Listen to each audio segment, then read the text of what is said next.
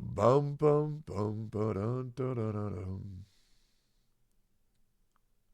Holy shit, there he is, man. Yes, sir. Gotcha smack. I never thought, oh my God, in Vulcan, I get to see my boys again. It's been so long, man. Oh What's my going on, God. There's that sexy voice. Dude, so much has changed, man. Yo, Vulcan, are you sick? Let me mute my mic. I'm gonna be coughing a lot. I just woke up 5 minutes ago. Oh, about wait, 10 yo. minutes ago. Wait, Smack, are you still, is your throat still fucked up? Yeah, man. It's not. I'm 90% recovered though, dude. But yeah, I'm still over here going through it. Should be beating my ass, bro. Hold on. I'm gonna send you an Amazon link real quick. No, Yeah, what's please. happening, boys? Yeah. I've been getting hit with bleed effect, goddamn wind shear dot, and hit with every dot. Okay. I'm just gonna. So Just cleanse. It's that easy. this shit is called Ninjum Pei Pao Ko. Okay. It's a Chinese throat coat that the voice actors for any major video game use. Essentially, it is a cure-all for anything involving throats, or at least a very long delay of that. So yeah, if you need some shit to make your throat feel better, that shit's fucking OP as fuck. I sent you an Amazon link. No, man, I appreciate it. I'm gonna order that shit pronto. Yeah, 100%. I have 6 bottles of that shit. If I ever wake up with a sore throat, that shit keeps me good for at least 6 to 8 hours. It's insane. I'll put it in the group chat too if any of you guys need that shit. Thank you, Tech. I appreciate it. I'll be muting my mic a lot. I don't want to be coughing in y'all's ear. Yeah, absolutely. Dude, oh my God, bro. This is going to be a fun fucking time. I actually can't wait. This is going to be sick as fuck. Okay. Hold on, man. M-Tast, are you wearing that beanie for me? Background, looking good. No, it's because my hair's so greasy that it's like embarrassing. Oh, wait, I'm actually? you like you about to start Not the next bad. Transformers movie with that background, brother. You look I'm good, growing man. my hair out Yeah. just to try to make you angry. Oh, you're succeeding. Good job, bro. That's awesome. Damn. He's envious. That's fucked Dude, up. I saw that clip you put out the other day, man. That shit was so cool. Which one? The you changing your name from free to play God to M-Tast, that shit was awesome. I mean, I can't lie. And people keep asking me like, "This is free to play." It's like, there's probably $50 spent on it. Hey, between me and you, I'll be losing my free to play title very soon as well.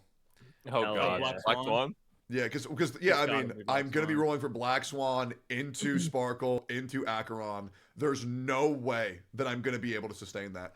I don't know, Tech. Oh, you Your got luck this, has been ridiculous, man. It You must have be not nice. lost a single 50. Like, what the fuck are you taking over there, Yeah. man? You've been Yeah, playing you every wanna day, share bro. the class, bro? I have Dude, I have pulled 350 times. I have lost my 50-50 twice, bro. I swear, like I heard Gacha Smack once say, "Whoa, kicked him in the dick, brother." She got Yeah. the follow-up attack on me. It's unreal. Like, I swear to God. Dude, Tech's drinking from the magic of youth over there, bro. I don't know what's going on. I have 13K free to play gems left and 42 tickets. So Fuck you. Wow. That's With- some bullshit, man. with those, I'm going to need to get 3 limited 5 stars, which means I'm gonna have to get every single one early, and I'm gonna have to win the 50-50 every time. It's not gonna happen.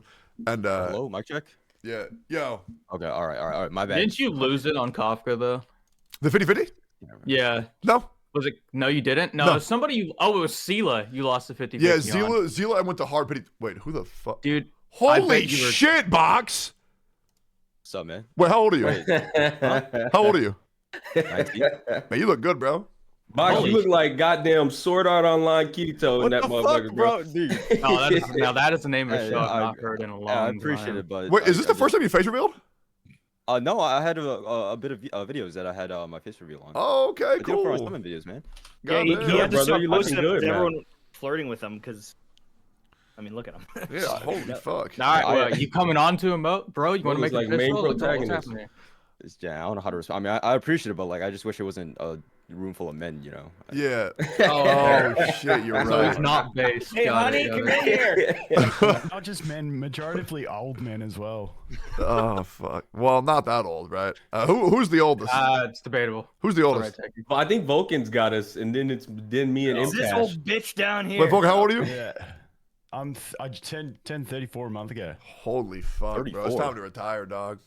How's your back, dude? No, I'm okay, turning bro. 32 tomorrow. Got 1 foot in the Your hole. birthday's tomorrow? Yep. Oh, happy birthday, bro. Shit. Happy Big birthday. party. Everyone's coming except for Tectone. That's right. Let's go. Hell yeah, dude. Okay, Oh my God. I think we got everybody right. We got Solo, which by the way, so I meant to invite you. I could, you know how it goes. I'm sure you did. I'll yeah, be I real. left a joke tweet, bro, and like next thing you know, I was in a Discord call with some of my audience. You know, Yeah. I like to stay in touch. They keep me on the right side of. Well, I'm always crazy. Yeah. But I left a joke tweet, and I was like, "Bro, forgot to invite me, Skull." And like 5 minutes later, somebody joined and said, "Hey, Tectone wants you on." I said, "Oh wait, what?" Yeah. Guess I'm doing this now. I shit you not. Also, chat, you don't know this. I threw this group chat together like 9 hours ago. Oh, I can tell. Yeah, like legit 9 hours ago. I was like, fuck. We should probably do one of these because there's just so much to talk about. There's so much shit going on. And I thought this would be a lot of fun. So yeah. Yo, Pokey, can you fix your camera real quick and then we'll get it going? Yo, I'm trying, man. Okay.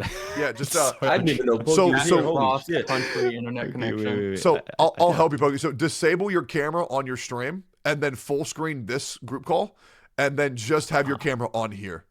And then that should fix it if you haven't already How done do that. you how do I disable my camera? On So go to your OBS and toggle the video option on your sources, and then that Or you can should turn fix on it. the OBS virtual camera and then share OBS virtual camera in Discord. That's And true. then you can Yeah. have it on both. Yeah. Yo, Solo, is there any way you can don the mask for us real quick? Oh boy, hold on. Thanks. Yeah, the fucking plague doctor mask Yeah. that I hate. Yeah, hold on. Yeah. Cool. Oh boy. Am I forgetting anybody? Is there anybody? I believe that's everybody. How the fuck did everybody make it? Holy shit. Oh, wait. I Besides can't Kevin. wait for the day where I take the mask off and I have like just he's Oh my ugly and put the mask back on trends on Twitter. It's gonna be great. Hey, hold on. Yeah. Literally. I'm in. so sorry, guys. This is so Oh, sad. Task shit, man, I'm what not- you It's doing fine, for it's your fine. birthday, brother? You just hanging out? You just working? Playing Star Rail. Might have sex for the first time in like a year. So Oh, that's, Oh, okay, that's huge. actually, do you want the actual thing? Yeah, I'm actually. gonna go. Yeah, I'm what gonna do you- go play some hockey, some shinny, nice. Okay. and then I'm meeting my wife for the best tacos ever. Oh, there In- you go. Oh, yeah. In this there it little town in Canada, I've been to San Francisco. there's your I've mask. been to all these different places and tried taco places. Yeah. No one is as good. They I have this find like it hard to in- believe, Tash, that tacos No. are best in Canada. There's no Yeah, fucking I don't way. know it's about this one place. Like it's like authentic. They moved here from Mexico, and Oh, then wow. they just like I don't know. Everything in there is insane. Like the guacamole is the best guacamole I've ever had. Can you and I name had drop? Can you name drop the guacamole. place? called Cerdo, Cerdo. Which So is- wait, you said which it's in is- San Francisco. Espanol for I think for pork. isn't Pokey, it? you look Cerdo? good, brother. Yeah, Okay. thanks, Zeph. I ain't got it. Yo, Rogue, do you have any camera or you don't have to? You do not have to. You're already here. But I just want. Do you have anything? I would have a camera on right now, but every time I turn it on, my whole PC just shits itself, so I can't. Yeah, mine Okay. too. Hey, it's all good. As long as you're the only one, then we're all good. Cool. Yeah, that's fire. All right. I say if you guys are ready, I'm ready to get into this shit. We have some crazy shit I want to talk about today. So I'm gonna go ahead. And get this shit started. All right, boys. This is most likely a YouTube video. I encourage you guys from the beginning to check out my description and pinned comment and go subscribe to every single person here on their Twitch and YouTube. Some of the best gacha content creators in the entire space. They're all fucking great. I love them very much. And yeah, please go support their channels. Okay, what we're doing here today, boys. This is Gacha Cast episode number, I don't know, 4 or 5. I went on hiatus for like 3 months just because I'll be real. I just forgot. I forgot about it. I forgot that I did this shit sometimes. Crazy, man. That's pretty much Pretty sure it. the rest It'd of be us like forgot that. too, homie. Yeah, like 1.5. I don't know if you guys played it at all, but like I did nothing. I did Yeah, I played. nothing I at all. played at the start. Shit was like unreal. There's almost nothing there. Like Yeah. I mean, the Fox event was really good. Had like a lot of character building, but like after that, the boxing event kind of sucked. I'm gonna be honest. I did not like it. Yeah, I know. was Dude, I free. always preach that 1.5 sucked ass, and yeah, nobody ever listens to me. They're like, no, you're just being dumb. But like, I feel like most creators I've talked to, like, had the same thoughts. That 1.5 just sucked ass, man. I Oh, mean, it Yeah, was- surprise- It was the worst people patch who- by far, for sure. no, Yeah, for sure. I'm bro. gonna Dude, be it was honest, so though. dead.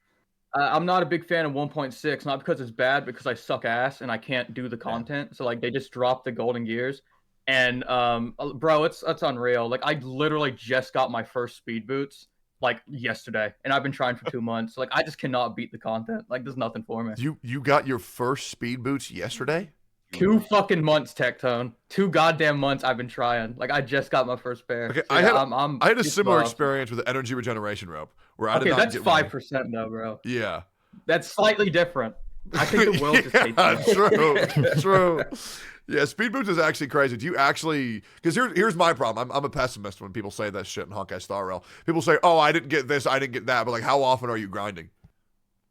Let me put it like this, Tectone. Yep. I have 2 accounts. One I play on stream, and one I do off stream with like no voice chat for video footage. So like I'm basically playing the game again. Okay. I have done every single mission in the game, except for 3. That includes companion quest. The only content I haven't done is Sim Uni related. And on my second account, the misfortune continues. I shit you not, bro. I have pulled 7 copies of March 7th, and on one account. And on the other account, I have no copies of Shui Yi, I think. Yeah. It's bad. I'm Hey. grinding all the time. I'm not getting anything. Congrats. Not Why just- don't you just instead of getting March 7, get Ting Yun? She's a much That, you better see, unit. I thought of that too. But you see, Lady Lux does this cute thing where she actively shits in my mouth every 15 seconds. Sick. I don't know. I I am don't know if curious. Did anybody here actually enjoy 1.5? Was it a good patch for any of y'all? I love chasing ghosts around. Yeah, that shit was horrible, man. Yeah, I was gonna I ask. with bleeding eyes.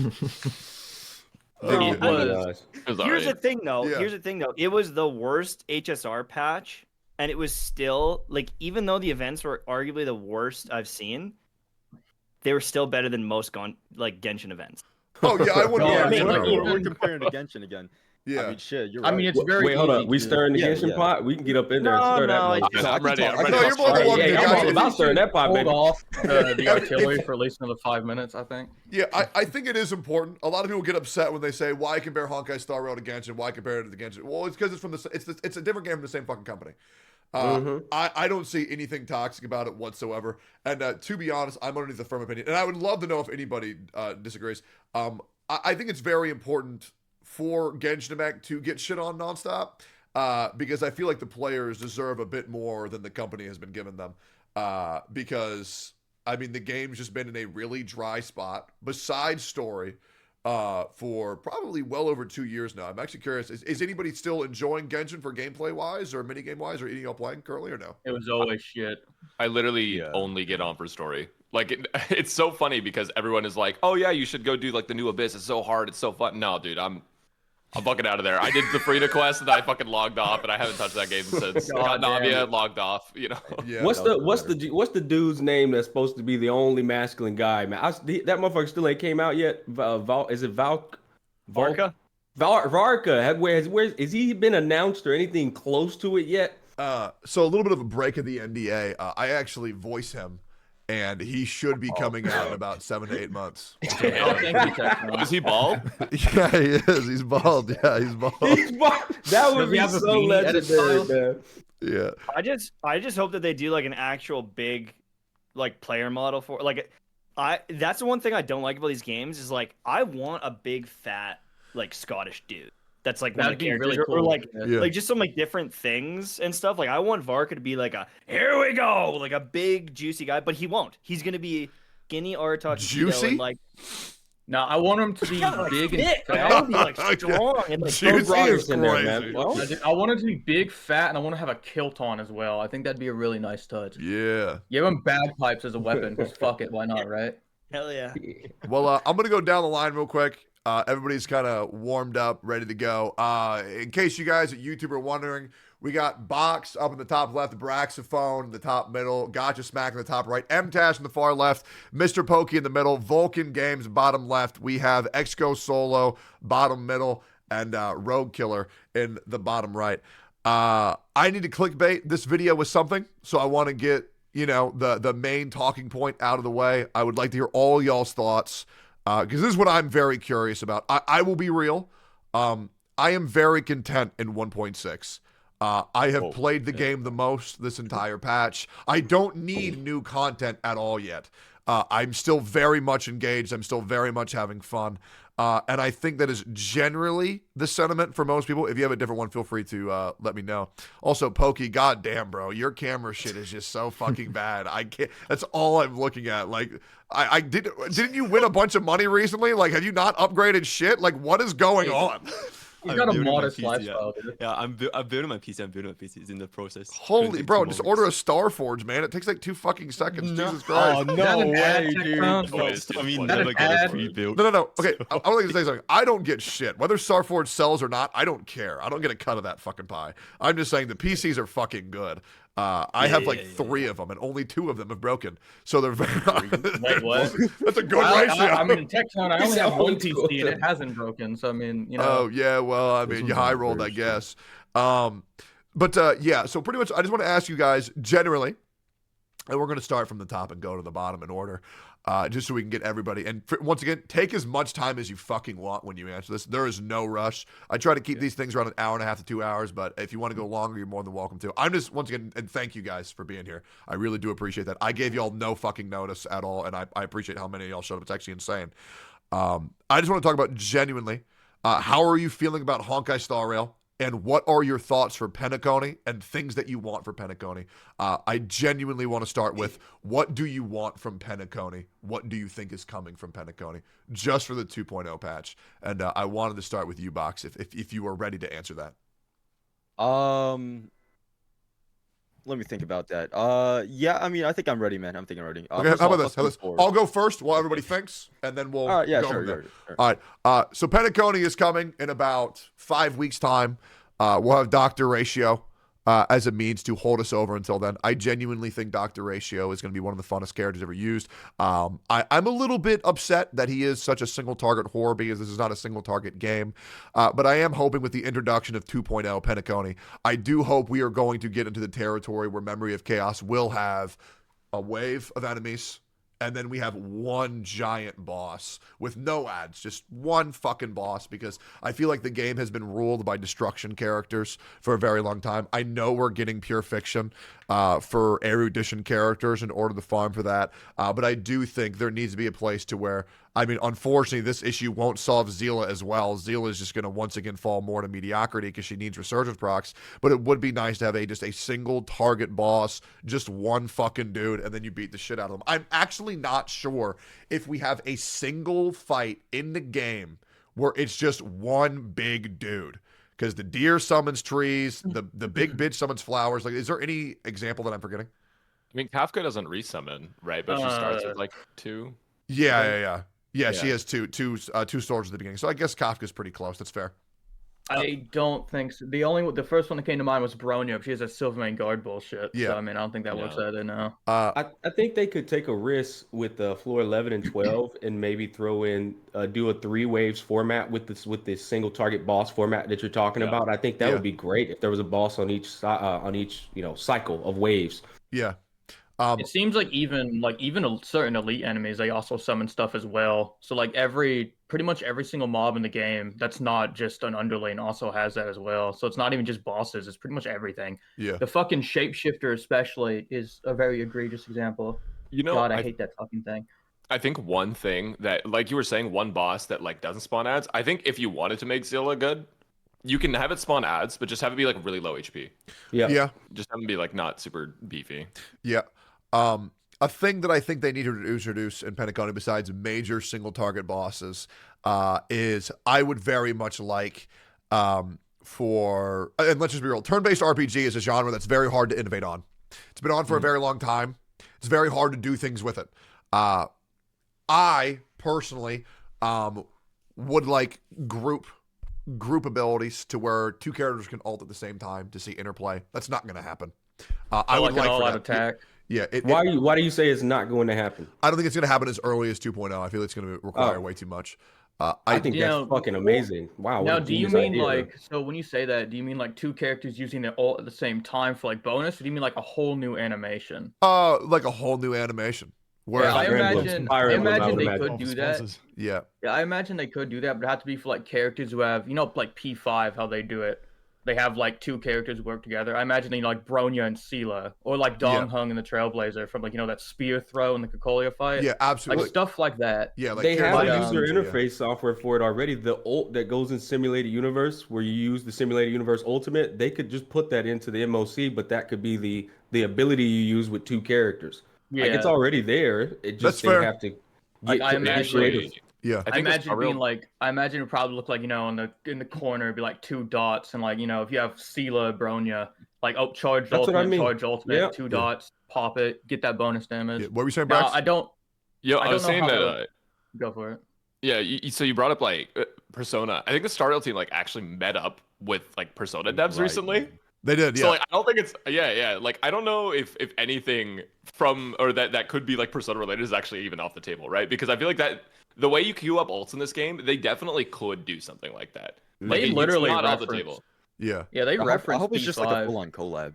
Like, we get like That would be P5 sick. characters. Like, no, that would actually be sick, man. I Well, think it's possible because like As long as it's not another fucking Aloy situation, I it- swear it's- to God. It really depends True. because obviously there's a little known fact. When I first started playing Genshin Impact, I talked about collaborations, and the first game and the only game I brought up that would be a good sync with Genshin would have been Persona 5. I brought that up, and I'm really happy that we're talking because it is very obvious how much inspiration Hoyoverse has gotten from that franchise. Like, it's insane. Mm-hmm.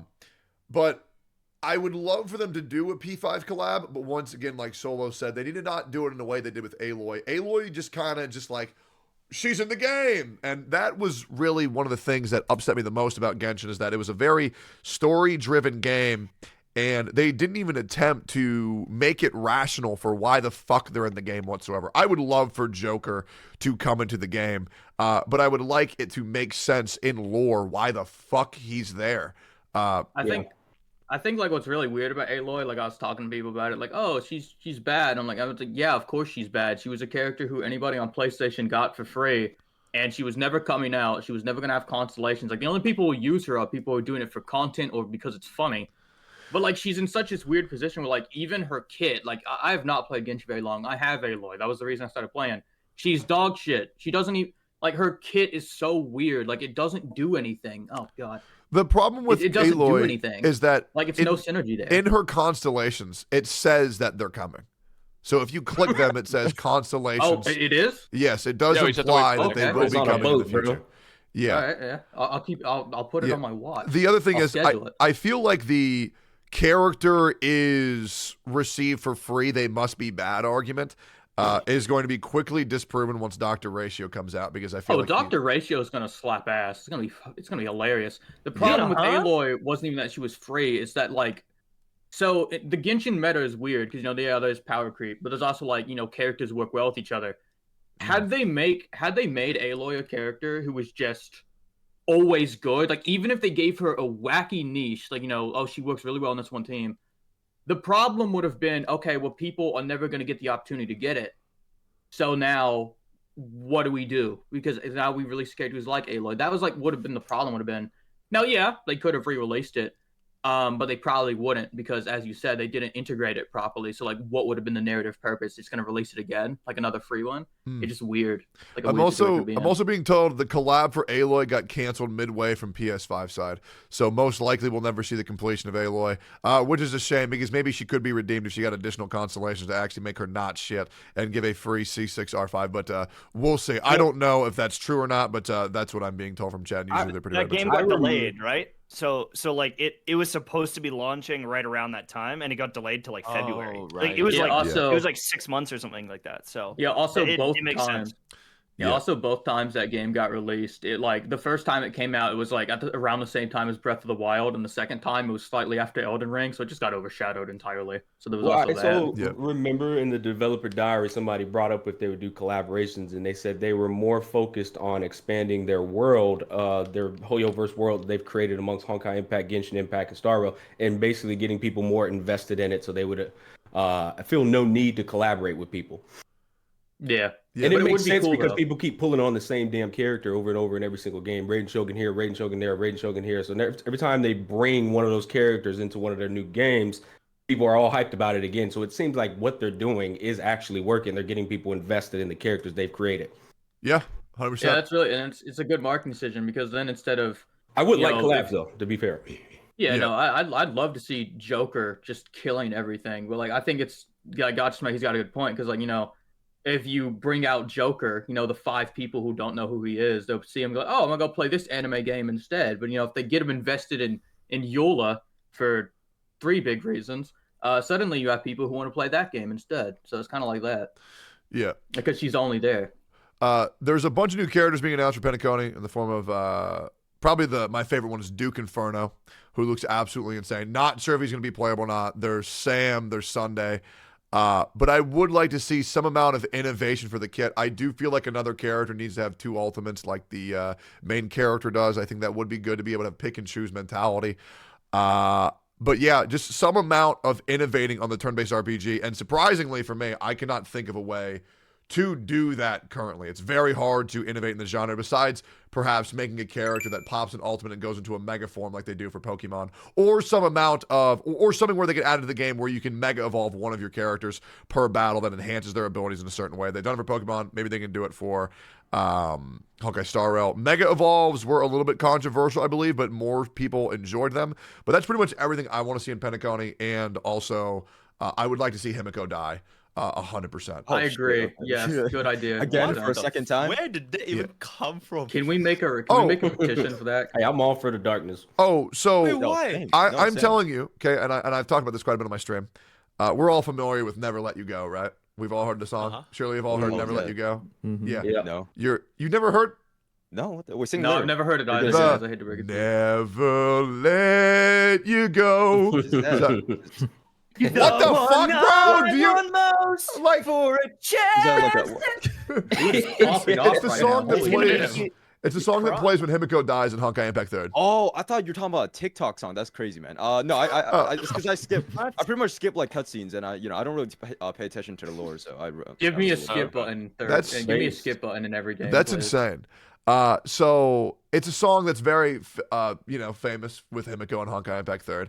Her death was incredibly fucking, it was gut wrenching for a lot of players, and there's even allusions to it in the Penacony space station.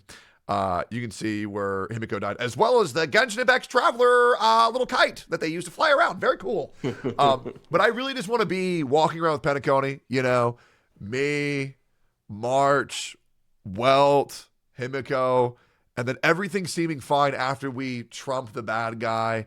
And, the whatever the main bad guy is, he's laying there cold on the floor. We think that we've defeated him, kind of like Cocolia. And then you hear the beginning piano riff for Never Let You Go. And then all of a sudden a fucking spike comes out of the dude's body and just fucking impales her. Because and only because I want to see what happens to Welt if he starts to realize this whole grand journey that he's taken to Honkai Star Rail. The actions that have happened in Honkai Impact 3rd are like canon events. Where like if Himiko dies in Honkai Impact 3rd, that means she's dying in Honkai Star Rail. Because I think it would give players a lot to look forward to or not look forward to. And I'll be real, I need Luocha to just be a fucking villain. Like just a bad fucking dude. They ain't even playing it straight with Luocha villain. Like that man is like neutral at best right now. It's yeah, crazy. we'll see. We'll see. I hope he's evil. He's blonde. He's already halfway there. I'll be all right. Maybe Final Fantasy VII has some influence on what they're doing with Himiko, and with Aerith, without spoiling anybody who hasn't played Final Fantasy VII. Yeah. But they remade it, and now they're going down a path where Aerith doesn't have the same ending as she did in the previous one, but there's speculation that it could still occur the same way. Maybe that can happen with Himiko. Maybe.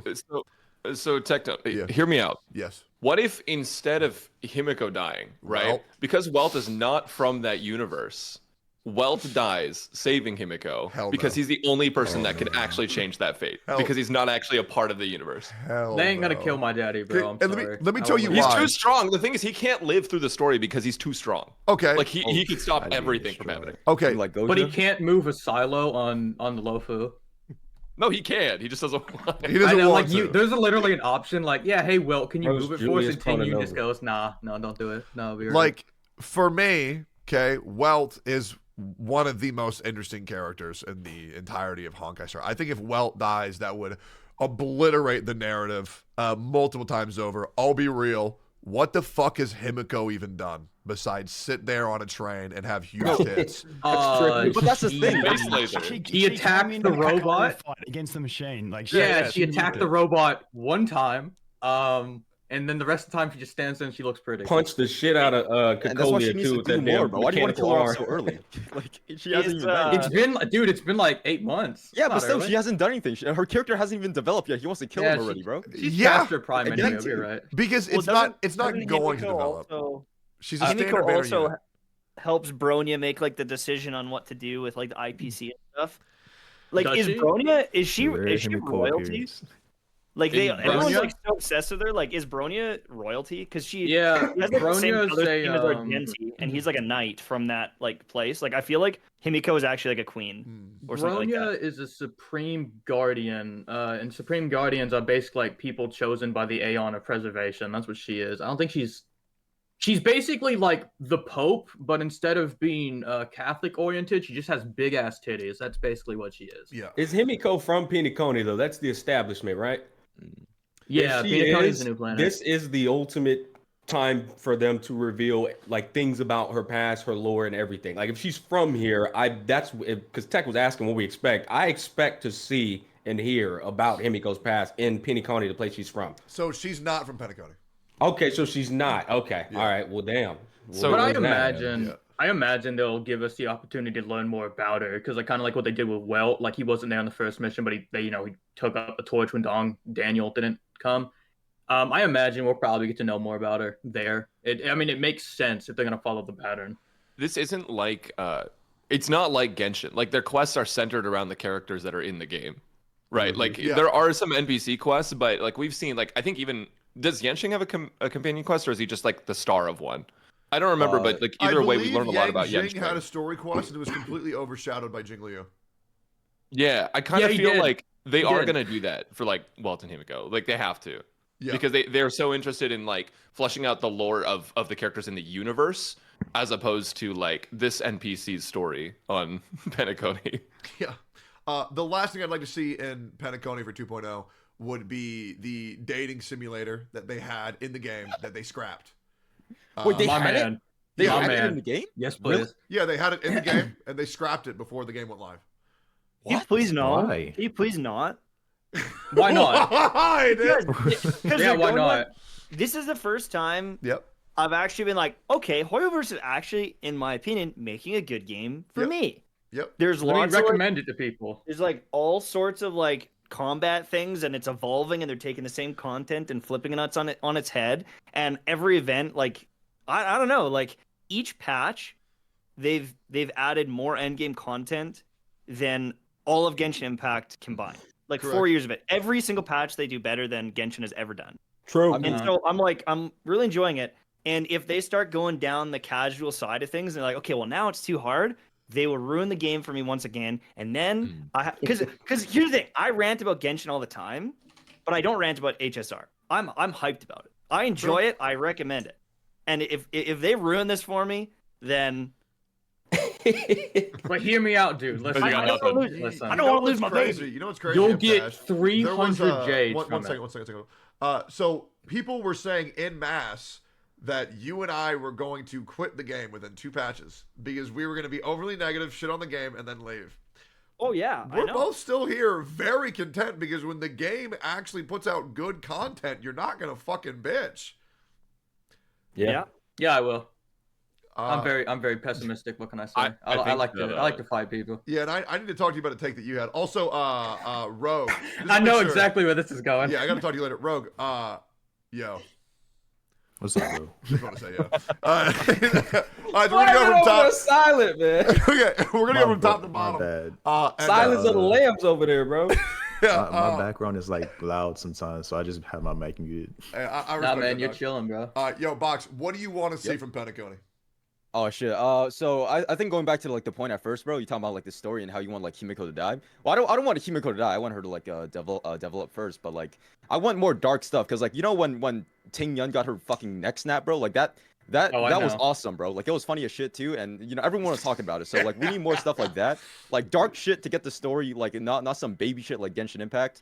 So you know just like a better story because I do want to be invested in the lore, but it's pretty hard to read through like I don't know, like a visual novel, or I don't know. That's what I'm calling it right now. So I need like more interesting cutscenes like that to happen. Like fuck it, let's snap Don Hung's neck out, because his story quest is like, I mean, his arc is already done, right? Like Yeah, he is done. He's done. Yeah, I say Alright, we he's done, kill. yeah. I say we kill January 3rd as well. Fuck it, why not? Right. Yo, for I real, think- Tina's still alive. I'm just saying. She's still alive, I swear. Ting-Yun? No, There's she is. copium. Ting Yun? I believe swear it. to God, she's alive. Yeah, I'll think so talk. too, I man. know Tectone is probably gonna point it out. I'll talk about it when it's my turn. Yeah, Yeah. I think she's still alive. Yeah, as well. I think people who think Ting-Yun is dead are fucking stupid. Same thing with people who think Senor is dead in Genshin Impact. They're not dead. They're coming back. If Ting-Yun is really dead, that has a huge ass problem with it. With the whole, she's a doppelganger of a character we never met, who was the plot twist. Oh, here's the reveal of Fantilia. If she is really dead, then that means there would have been no narrative reason for there to be a real Ting-Yun. She just could have been a puppet the whole time. Because since we never met the real one, there would have been no reason for it. I believe she's still out there. And also, literally the first line of dialogue with Ting-Yun when you get to that planet, she mentions that, quote unquote, I was the last person to dock. So she literally just got there before you did, which is why she was in the silo. If I had to guess, Fantilia literally got to that area to take the abundance tree. That's why she went there. If I had to guess, that Ting-Yun was an implant literally in that moment, less than an hour before you got there. And the real Ting-Yun's probably just out somewhere doing her job. No, if I had to yeah, guess. they are 100%. Luoch just confirmed that he met the real Ting-Yun on another planet. Was there other things you wanted from Petacone Box? Oh yeah. I want PvP. So Thank you. I think yes, dude. Oh, you actually agree with me? Like that? No, I agree as well. Oh, I agree. shit, Yeah, bro. me too. Volker is like the biggest host for the Honkai Star PvP. Of course he wants PvP. I have no idea how it would work Yeah. though, but I'm all for it. Like, League of Legends draft. I just need my Backends and audience to picks. just So, destroy Box, me. when you say PvP, what in specific do you mean? Like, what do you want? If you were to give me specific for how you would want it to be implemented. Because I feel like a very important thing to do is when we ask for things is to clarify exactly how we would want it to be done. So what did you have in mind? I think they should have like a pretty similar strategy like Priden, how you can like like you could take specific Eladions or whatever to like balance out the scores and stuff like that. So they could do that, or they could make it like a pay to win mess, which would also be fun. I just want to hop on stream and like have content ready to like play for like like infinite content, just more endgame essentially. So like ranking systems, fuck, we could have like guilds too, man. Like PvP would like you just like log in and you just like destroy a free to play player with like I don't know, with Seal. It just goes like 5 times in a row. You just like wipe the whole team like that. Yeah, I think it's just my be ass fun. beat. Yeah. Casuals are pulling their fucking hair out right now listening to you say this. Yeah. It sounds a lot like another game that I used to play a lot. Wait, what's that that? we talked about earlier. Genshin Impact. There's a lot of people that were saying like, oh, like Genshin needs like PvP. Genshin needs. Dude, I got fucking torn apart by the entire internet for making a video about how it could work and actually be free to play friendly. Well, Because- people don't Yeah, realize. explain. I would like to hear Is how impact do you players. think Genshin could have PvP and work and be free to play? I would love to hear your So take on I this. think I think the way you do it is instead of like just like letting everyone use their account, they just create like not like the character trials that suck ass, but like they have like a team that's first off, they fire the trial team, right? They get a new trial team that knows how to build characters. They have them get basically like a roster of characters for you to pick from that are all like trial characters. And you compete with those, and they have a rotation, and they change every cycle. Okay, and then That'll would you work. just put them in And an arena and have them duke it out? It's I was thinking time trials for Abyss. This So, is basically the do most you fair mean, way I like- can think of that. So do you mean that kind of how like I'm an analogy, a game nobody's fucking played.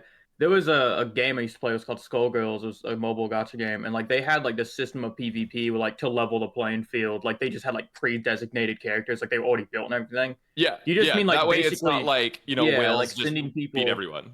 Yeah, sending people to just like knock each other's teeth out with like pre-built teams. So there's no like it's just a skill thing, right? I don't believe Yeah. Skullgirls was a gacha game. No, there's a mobile version, and the only reason I remember it is because the only time I've ever gotten lucky in my fucking life in a gacha game was on the Skullgirls mobile, and I got a character called Deathwish Umbrella who basically just turned the game to just skill because her ability was just removing other abilities. So if you were better, you won. If you were worse, you got your ass beat, and I loved her. She was my favorite character. So, Brax, you're saying that you would want a leaderboard type. Oh, content. absolutely, a fucking leaderboard. I would love a leaderboard. I think a leaderboard. Okay, so here's the thing: people are afraid of a leaderboard because they don't want to look bad in front of other people. But I feel like you just do like I fucking hate Overwatch for this. I hate private profiles, but like just do that. Just make it so you can turn it off. You don't want people to see your ranking. That's very true. And then it's That like is the you don't have to worry about shit it. I've ever heard of. Say, in my let me be goddamn life. humiliated publicly, please. I do that myself every day. Well, I don't see the difference. Oh my god. Have it off bro. by default, and then if people want to compete, they just flip it on, and then they go compete. Yeah. You got it, Epic 7 has like a draft mode, so it's like you can choose between 5 different units. Well, so it's like each person gets a turn. So I get a turn, and I can choose from 3 units, and then they get a turn, and they get to choose from 3 units. And so I see what they pick, they see what I pick, and then you try to like kind of counter pick, and you make a full team. So it'll give you like a tanky unit, a healer, and you kind of make it. And it's pretty cool because it's all balanced and they build the units. The only issue that I have, and the reason I don't even play it is, it's like, why the fuck am I building all my characters if I'm using these other ones? Like, it feels just like, why am I putting in any effort into my own units if they have all this other stuff? And like, if the game mode is just fun and there's some rewards, that's really cool. But it also sometimes then it just feels like a mini game. Like, part of me wants to test out, like, is my account better than yours, or like, can I beat you with my units, kind of thing.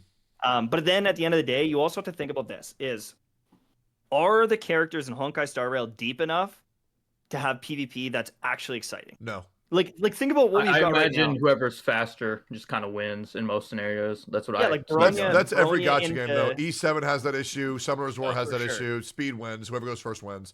So Besides, the only thing though. besides when Code made the tank meta for Epic 7. Sorry for cutting you off, Impash. Oh, that's okay. Yep.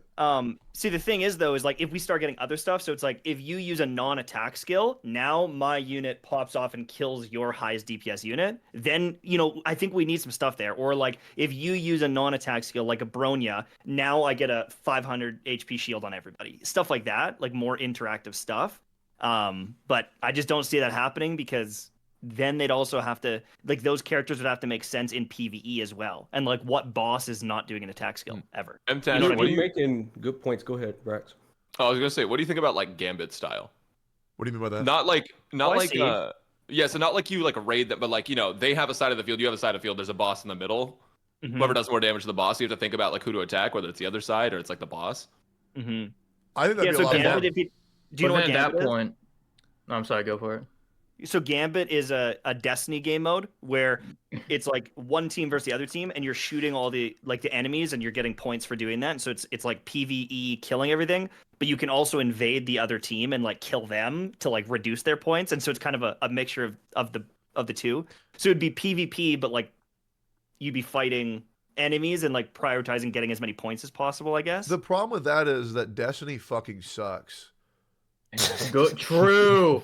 Good point. I want to True, chime my in bad, here my bad. because right now, PvP is the easiest probably category in gaming to scrutinize.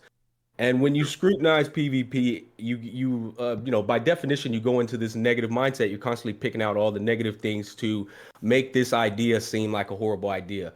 But in order to make a good idea, it is necessary to scrutinize it. And I think MTash is making viable, points to make PvP a better. He's pointing out all the flaws, but that doesn't mean you ditch the idea, relinquish it, and throw it in the trash. You constantly improve upon that. And once you do all the scrutiny, then you have a PvP mode that could possibly work. But to say like, that's not going to work without it even trying it at first is just like the worst way to kill an idea. That's all I'm saying. Oh, yeah. I have a question. Yeah, go ahead. Oh, yeah. What does scrutinize mean? Scrutinize means to like It's look at put something on and just blast. really like micro. Pick it apart. Pick it apart. What's wrong with it? Oh, okay. And once you find out all the things that are wrong with it, well, now you can actually build an idea that's more solid. It's like Yeah, it's you like look when your up parents come into your scrutinize room. on Urban Dictionary. It's a picture of the Twitter comment section. That's the best way to Yeah. describe it. It's like when your parents come into your room box and like, oh, look at you, always playing the video games. What's wrong with your hair? You're wearing those earrings again. How are you Yo, trying yo, to make pull money off? from it now, huh? Kid. Hold on.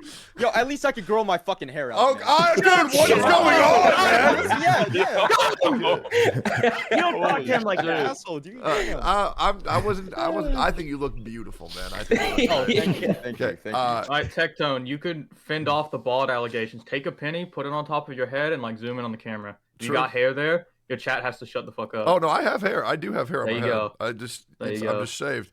Yeah, Now I just will wanna say jump in this quickly on because the I don't want to PvP leave as people. well. Sorry, go ahead, Vulcan. What were you saying? I was just said with the PvP thing because this is something I've thought about a lot because I said this from before Star Rail started that I just want PvP because it's endless end game to keep farming and have a reason. Like I don't even like I farm, but not too hard anymore. Like they introduced MOC 12. I've still only got Clara, Blade, and QQ as my DPS, but I can still walk in and 3-star it. So like the need to farm isn't there, whereas PvP gives endless endgame. And I think there are ways you can balance it. I think what MTash said about having pick and ban systems balances it out because you don't have straight meta teams you can build. It was the same, and you probably played it in Summoner's War when they introduced real-time arena, where normal arena was always just speed meta. You use your Tiana Zeros, you win. But then they introduce real-time arena with pick and ban. You can't do speed cleave anymore because you get one part of your team picked out and you don't have the pieces you need to do that. And with the speed thing, because it's always an issue, speed is always an issue in these types of games. I've always had this thought of why doesn't a game try doing, okay, fastest goes first, but then at the start of battle, after the fastest character goes, the other player's fastest character gets a turn outside of speed rankings. Because then you have disruption. It's like, but then it just goes back to speed order. But then you have one turn of disruption in there at the start of the battle. So it completely disincentivizes that complete speed cleave type idea. So I feel like there is things you can do. So basically, so first, so you got a character 144 on one team, like the other's got like 80. So it doesn't matter. Like this guy's gonna go first, and the other team's gonna go first. And like at that point, you have like the ability. Okay, well, I'm slow as shit. So I'm a speed debuff and maybe level the playing field kind of situation. Yeah, so like my thought is like, okay, fastest character among all characters in 180 speed. That character goes first regardless. Then the other player has like a 150, 140, 130, 120 speed. Their 150 is the fastest. Even if the other player's second fastest is 160, the player 2 who hasn't had a turn yet, their fastest unit goes as a disruption turn. I think that Gacha PvP that actually gives people a chance. Gacha PvP is a fucking joke. It should not be balanced, and whoever spent the most money should win. And I just feel like that's how it is. You know, is this the Genshin Tectone I'm talking to right now? No, I'm just saying, like, I mean, let's be real. Are we really trying to balance a game mode where whoever spends $1 million doesn't win? I mean, just like, come on, man. Well, if the guy spent $1 million, let him win. I think it should be two versions. Like, one is just like, here's a balanced version. The other is we're throwing you to the fucking dogs, and if you didn't spend money, you're dead. Yeah, they do have. Seven Deadly Sins kind of have that too. They have geared and ungeared PvP. Yeah, that is interesting. That is actually exactly what the Skullgirls mobile game did. Like on one side, there was two versions of PvP. One version was you can just use whoever the fuck you pull. The other version here is just balance. It's all skill. You go in here, you're gonna get fucking destroyed. It's going to happen. But if you come over here, if you spend more money, these children won't stand a chance. It was that kind of situation. But then the problem becomes you have a divide in the players. So then you have to. Why isn't it an issue losing to people who spent more money if you can have fun in the game mode? I agree. I 100% agree. I'd say the issue isn't necessarily losing to people with more money. It's being fucking destroyed by people with more money. Because like it's one thing. It's like, oh, well, this guy spent thousands of dollars, but me with my peasant cash and my fucking food stamps, at least I was able to take out one of them. So go ahead, I see somebody raising their hand. But then, like, the other guy... One second, the other guy is just like, okay, well, I'm dead. So hold like, there's no fun dying. Hold up. Yeah, Tess, what are you trying to say? The other, I just thought of this, too, is, like, they had that kind of Pokemon event. What was it called? Aether Wars? Yeah, Aether Wars. I mean, something like that could kind of work, where it's like you've got the units, and you can put on X amount of buffs, but it essentially is balanced. Like, I can imagine it would be a lot of fun if they allowed PvP in that. You could have made tons of different teams with that, and... kind of counterpicked with that. Like they probably already have the tools to do it, but I don't know. Box, what were you trying to say? Oh shit! I was just mimicking MTash, to be honest, but I do have something to say. I think that they can make PvP balanced, but they have to add like more skills, man, because you can't really outthink like your opponent. I don't know why. I always thought this was really stupid from Starro, like being a turn-based game and not having like that many options to, guard. Yeah, you know what I'm saying? Like Turn skip. Yeah. yeah, pretty much, bro. So I think that they need more skills. I know it's like pretty much impossible. Like Genshin's been like 3 years now, and they only have like an ult and an auto attack and like an E. So As soon as you mention that, though, that's kind of genius because it makes me think about League of Legends when you have that one hyper yes, carry who's just super fucking fed, but they still end up losing the game because it's so League of Legends is such a multifaceted and complex game that even if you have that hyper carry that's fed, which I guess you could correlate to a whale, right? That the hyper carry would be the whale that's fed. They still lost the game because the game is so complex. Does that make sense? right, yeah. I think I see what you mean there. Yeah, okay. So I would like to say this. I also, Bug, do you have anything to say? Or are you just being cute with your hand? No. Yeah, I actually have something to say. Okay, go ahead. No. Okay, to be like, I think in my opinion, to the easiest way to actually make a PvP happen, I don't think Honkai Star Rail ever had the intention to make player versus player, like straight up like 4v4, because we don't even have like toughness bar on our own units. So that's gonna be like a complete new thing to have to balance. And how are we gonna like balance our weaknesses and all that kind of stuff, right? So I think if PvP were to ever happen, it's either going to be like a single solo boss and then just see who deals the most amount of points. So it's like a leaderboard, right? Then you see who does the most infinite HP, then just see who goes. Solo, or guys. like the current Pride Win PvP format. You just have it in Memory of Chaos with bans and picks and then see who gets the lower cycles. I think that is the most realistic form of PvP without having like a player versus player. Oh no, I 100%, I 1,000,000% agree with you. I think leaderboard's the way to go for that. This might surprise you all, I am under the opinion that I would not like PvP in the game. I don't think that we need it at all. I would really like for, at least not soon. I don't think they're ready. I think they should really just focus on making this game PvEs and story and characters very like the lore very deep, and getting people invested in the story, because that is where the majority of the money is. And also the big thing is that I think the PvP would absolutely suck fucking dick because there's just not enough characters yet. There's very little games where, I mean, how many do we have? Like less than 30 characters. It would just be, the meta would be found instantly. Everybody would be running the same shit. And that issue can probably be circumvented because we have been getting 2 new characters every patch from the beginning of the game. And I believe we will also be getting 2 new characters every patch for the entirety of Penacony as well, which I believe was already revealed via leaks 223, 5 stars and 4 stars. I do think the game could be setting up for PvP in the future. But I mean, let's be real. I mean, what turn-based RPG has PvP against other players with unit combat with a pool of less than 30 characters? I don't really think that there's that many, at least not any successful to my knowledge. Summoner's War has 480, 500 characters. Epic 7, same deal. A fucking ridiculous amount. I just don't think the depth would be there yet. I don't think the game's ready for PvP yet, and I think it would be lackluster. But I do think leaderboard is the only way to go for it, in my opinion. The lack of characters is a good point and something I didn't consider. That's true. But I will say no other fucking game out there that I know of in this space is releasing characters the way Honkai Star Rail is either. Absolutely. Yeah. Yeah, it's pretty crazy. I mean, 2 new 5 stars and a 4 star. I am worried about that long term, because I feel like that is going to dilute the story and who we want to see in the game very, very heavily. Now, I do like what they're doing for certain characters where you like meet Xingqia and she's like, oh, this character gambles, and there she goes, gone. She's a goblin. Yeah, exactly. Love her. I already know. Well, I don't know this, but I'm speculating. I don't think we're going to see, for example, my favorite character is Kafka. Okay, we all probably know that I got bare ass naked on stream. Oh, really? Yeah. I didn't know that. And Crazy, dude. I don't think we're going to be seeing any of her in Penacony. And that, to me, is going to drive me fucking nuts. That fucking blows. And I haven't seen any spoilers. Maybe we see her, maybe we don't. But I am genuinely worried about making that many characters and diluting the story and I guess diluting the main dynamic of the cast. I also think that Don Hung is done. Yeah, go ahead, Amtesh. I think a great example of that is, and maybe you don't agree, Yeah. the Sumeru story was fucking awful because it was just like, Dia's here and now Candace is here. Like, I literally feel like 80% of the story was how can we get these 5-star characters into the story? And how can we make them show up? And now they've got a meeting, and now I just feel like it was fan service after fan service after fan service.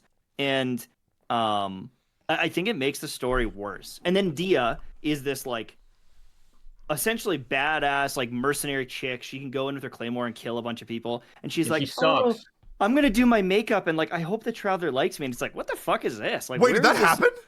Yeah, like she's like checking her makeup and she's like, "Oh my, like it was like bizarre. It was bizarre. It's like, Wait, dude, this chick like goes and murders people in bandit camps, and then why does she even like the traveler? Like, it's so fan service that it ruins the game. In my is opinion. Daya that fucking That's what they want. red, That's a like good point. red wearing cat girl thing Yeah, that's like just yeah. really fucking bad? Like I don't even play Genshin. And I know she's dog shit, dude. It's like her reputation precedes the game. It's Because crazy. you all play Genshin. Like everyone. I here have plays Genshin. never. Yes. I've played No. like all of Mondstadt. I forgot I played it. Like when Tectone asked me, he was like, "Hey, have you played Genshin?" I was like, "Yeah, I played for like 2 hours." No, I played all of Mondstadt. It was just so forgettable. I forgot. What do you want to say? What do you want to say, Smack? I just say the story for Pinaconi. I do agree with Tech 2 saying that the focus of it should be story. I maybe I'm the only one about this, but I feel like they are milking the shit out of everything but the story. You know what I mean? Like I keep losing interest of the story because it just takes so long for it to update in between. So with regards to what I'm expecting in Pinaconi is I need them to like reel me back in with that storyline. On that first patch, I don't need them to like give me 8 hours of story every patch, but for the first release of Pinaconi, I think it's important that they deliver us a wow factor of storyline the way they did when the villains came in for Genshin Impact. Because Genshin Impact got some dry ass moments of story, which is why I didn't return. But those highs are good fucking highs in the Genshin Impact story, and that's something I want to see from Honkai Star Rail in the opening of Pinaconi. Like I want to see something about Sampo and Sparkle, the followers of Aha, revealing more of their plots and shit. Like they have these little things that they can capitalize on, but like holy shit, bro! I swear that story just like it's like 1 hour every goddamn 8 weeks. I have been looking into a lot of like story stuff for my videos recently, and like I used to hate Sampo, and like going into Pinacoli, I am fucking praying we get something regarding the Mass Fools and like the God of Chaos regarding Sparkle, Yeah, because yeah, absolutely. Sampo is so interesting. Like I didn't realize it, but the more I look into this clown, like the more things about him just doesn't make sense. Like there's evidence of him being on the Lofu, like it's 100% confirmed. You can find like a gag bomb that he just fucking dropped there, and it was like oh it's a nuke, but then it goes off and it's not. Like they're really interesting. So like I hope I'm with you 100%. I hope that they give us more story stuff because they have so many like good plot points, but they don't fucking do anything with them. Well, it's like I said, it's like they milk it. But what attracts me is his goofy demeanor, and if they were to make him do some really dark shit, it would really, I think it would reel a lot of people back in. Like kill Himiko? Hey, I don't know. Not Sampo, Jesus Christ. No, I do. I think we had this discussion at the start on like the first podcast. We were like, I think it was even you Tech down. I can't remember. Not quoting it, but we were talking about how there was no way we were only going to have the world that we have at launch by the time we get to 2.0 or a year into the game, and like none of us thought that was going to be it. But they have really slowed down the delivery. Like I thought we were going to get like another world sometime before now. Yeah. If it's one thing I can nitpick, it's the story. Go ahead, Tech. Yeah, I when we first started the game, I agree. I did want new worlds, but that was underneath the impression that we wouldn't get new game modes until we got those new worlds. Thankfully, that's not the case. Story and worlds pretty much only exist for lore enjoyers. So I don't really think it matters how often we get new planets as long as the game is being innovated upon. I think Golden Gears was fucking fantastic. And I think Memory of Chaos 12 is great. Go ahead.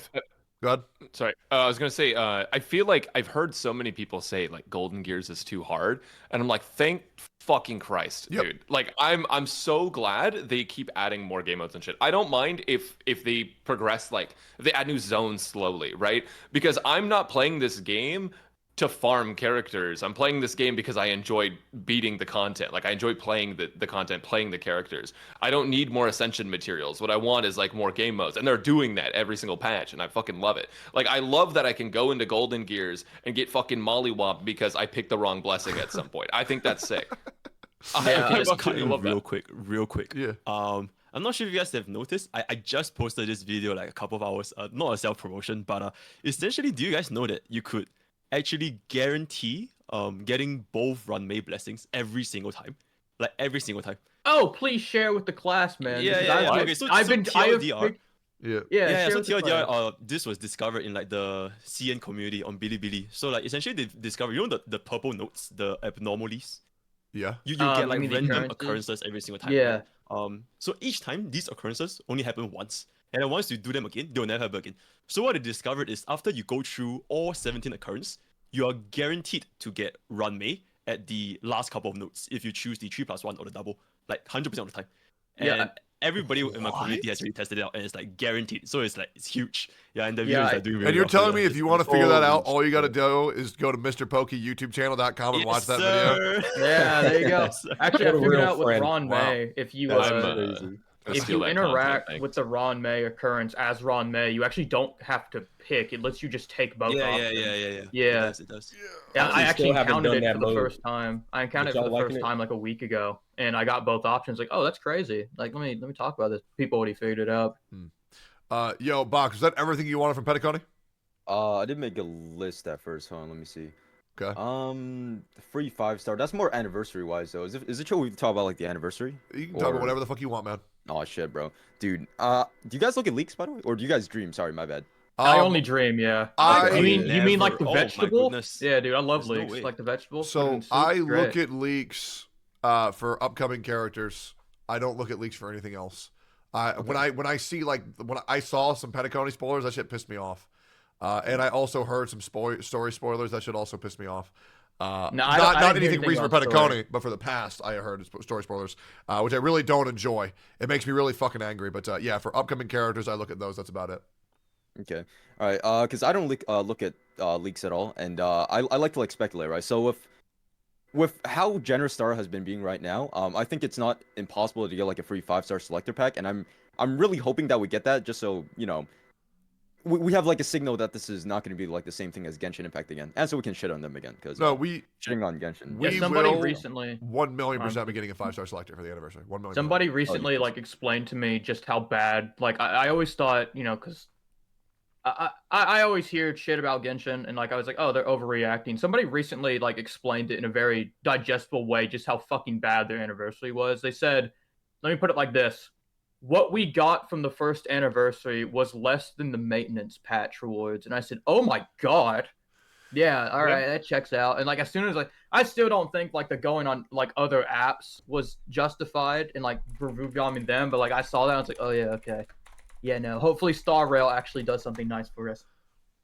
Box, why did you want to ask about leaks? Was it just the 5-star selector or anything else?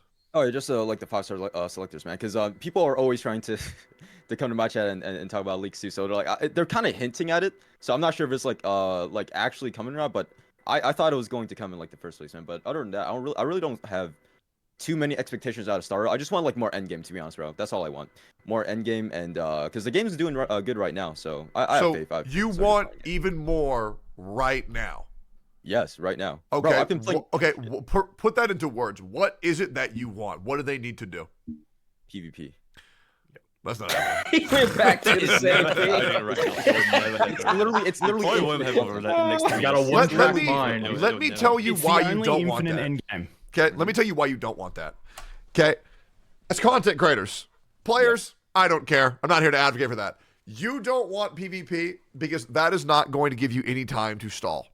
Okay, stalling is the best part of any content creator. The moment that there's not anything to do, that means that your audience will be open to watching something else, and that is how you will thrive, bro. I am telling you, you want dead patches. 1.5 was some of the best content I ever did because there was nothing happening in Honkai Star Rail. So I did fucking classic WoW hardcore for 45 days straight, and that shit was fucking awesome, and nobody bitched. I think the best content creators are the ones who thrive when there's nothing going on. That's why I don't want PvP. I want dead patches really bad, but that's for just Twitch. me. Nah, but see, It's yeah, true. that is That a is good for point. Twitch. It's for Twitch, but I agree with Tech. Remember, I talked to you about this, Vulcan. I was saying I'm okay with dead patches simply because I don't want to fucking only play Honkai Star Rail for the rest of my life. I love the fact that I have something to do in that game, and now I can go play something else. A backlog of motherfucking games out there that are actually good, but if you keep getting more content in this one game, when the hell am I ever gonna play any other games, bro? You know what I mean? And like even if not, like, you know, if I have like, you know, basic responsibilities and I don't necessarily want to play a game, I enjoy not having to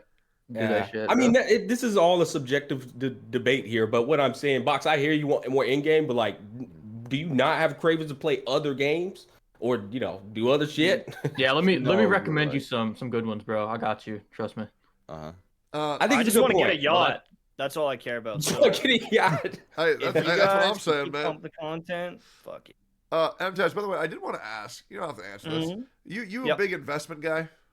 Yeah, why? How much you got invested right now? You don't got to say. 1.9 million. I have one, bro. Damn.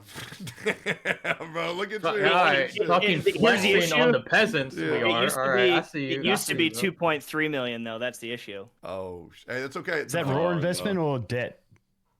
Pardon me. Like, if you lended to get that, or is that raw cash investment? That's just my cash investment. That's called no. Let me try that. That's Genshin money, bro.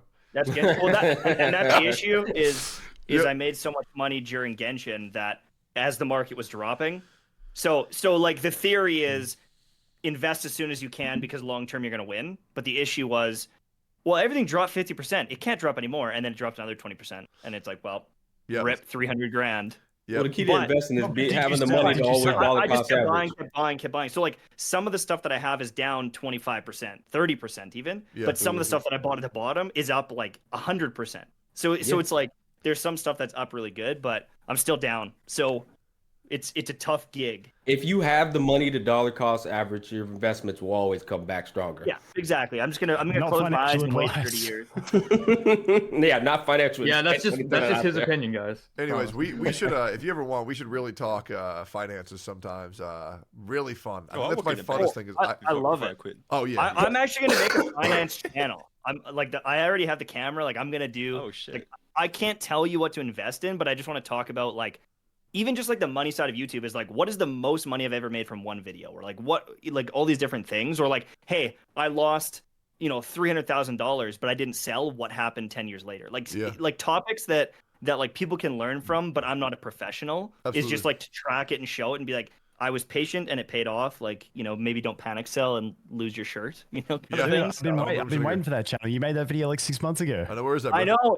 I know. Hey, I just found out I have ADHD and I'm starting medication and Hey, like how you doing, brother? Dude, I'm hoping that it allows me to Life-changing. do some of these ideas that I have, that are just floating around, but Yeah. we'll see. Couple ADHD. that in here, shit- brother. Is actually life changing. Like I was on ADHD meds in like high school, and I stopped right before college, and now I don't remember anything I did in college. And I'm like, fuck, dude. I feel like I learned nothing.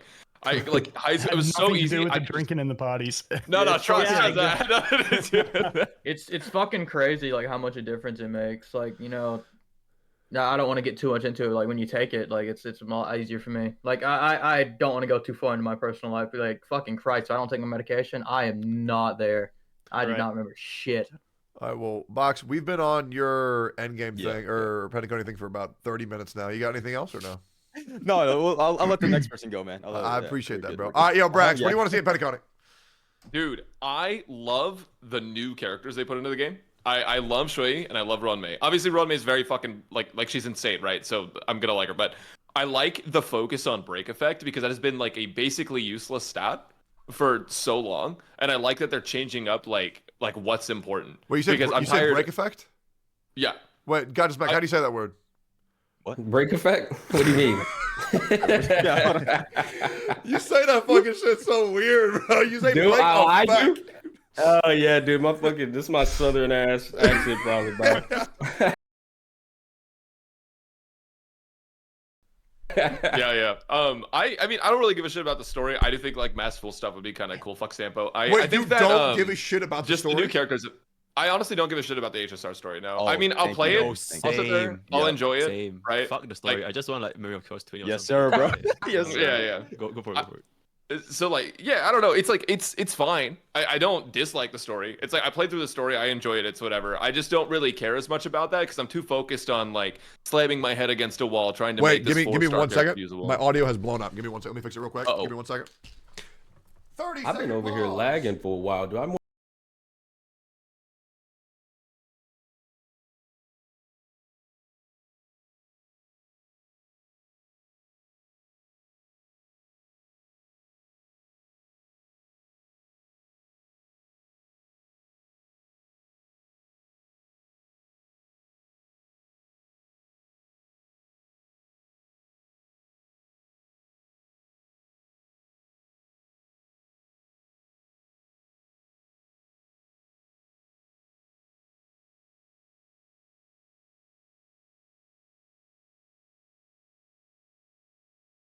Mic check. Is my shit working again? Dude, Yeah, definitely. I need. yeah, That would be yeah, so okay. fucking Okay. funny if I got But everything sponsored by else is like y'all. a goddamn What the fuck King happened? body pillow. God, How do I fix this? it's like a joke with my audience that people Tech, think I your audio actually sounds care. good, brother. Huh? Okay, I fixed it. Okay, great. Okay.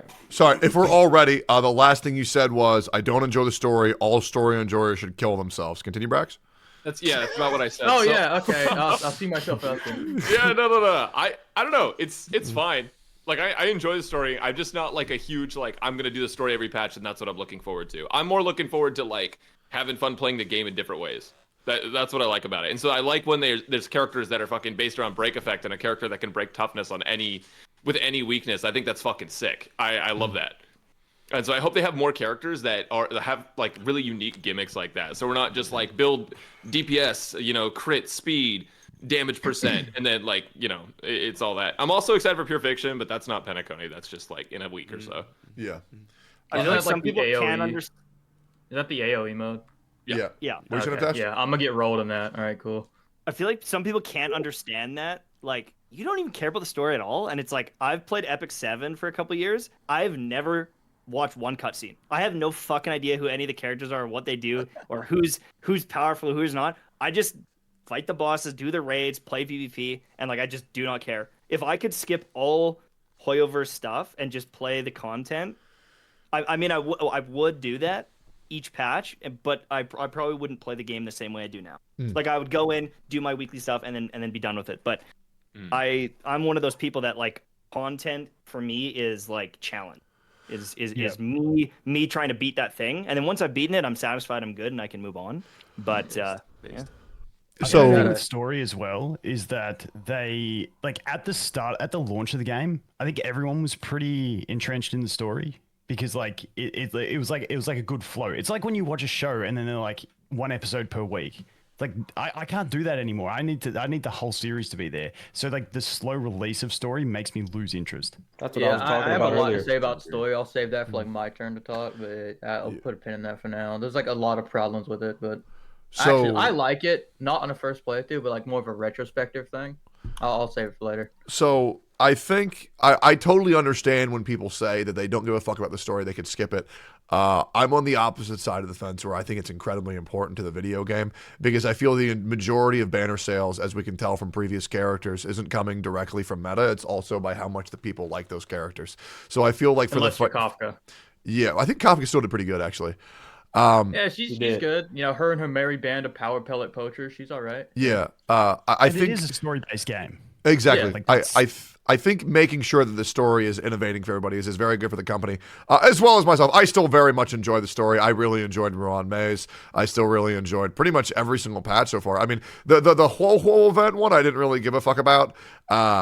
I still want to do the Argenti story. I heard that was very good, but I would like a full focus on the story because I understand that is kind of how Genshin Impact differentiates itself from other from other games with why they're so financially profitable is because they get the character they make people invest in the world, the characters. That's how they make their money, and then from there, sure, PvP. But I don't think the story should be an afterthought by any means. I think it's very important to make sure that it's I guess cohesive. You should probably play Argenti's like companion quest before like the next story update because it feels like it would be chronological to do so. Yeah, it lines up pretty good with this. I mean, it's not like it's just by virtue of they're in the parlor car right now kind of situation, but like I feel like you should do that for the next update. It won't immersion shit, Yeah. Brax, did you want to discuss anything else for Penacony? No, I just want unique characters. That's all I care about.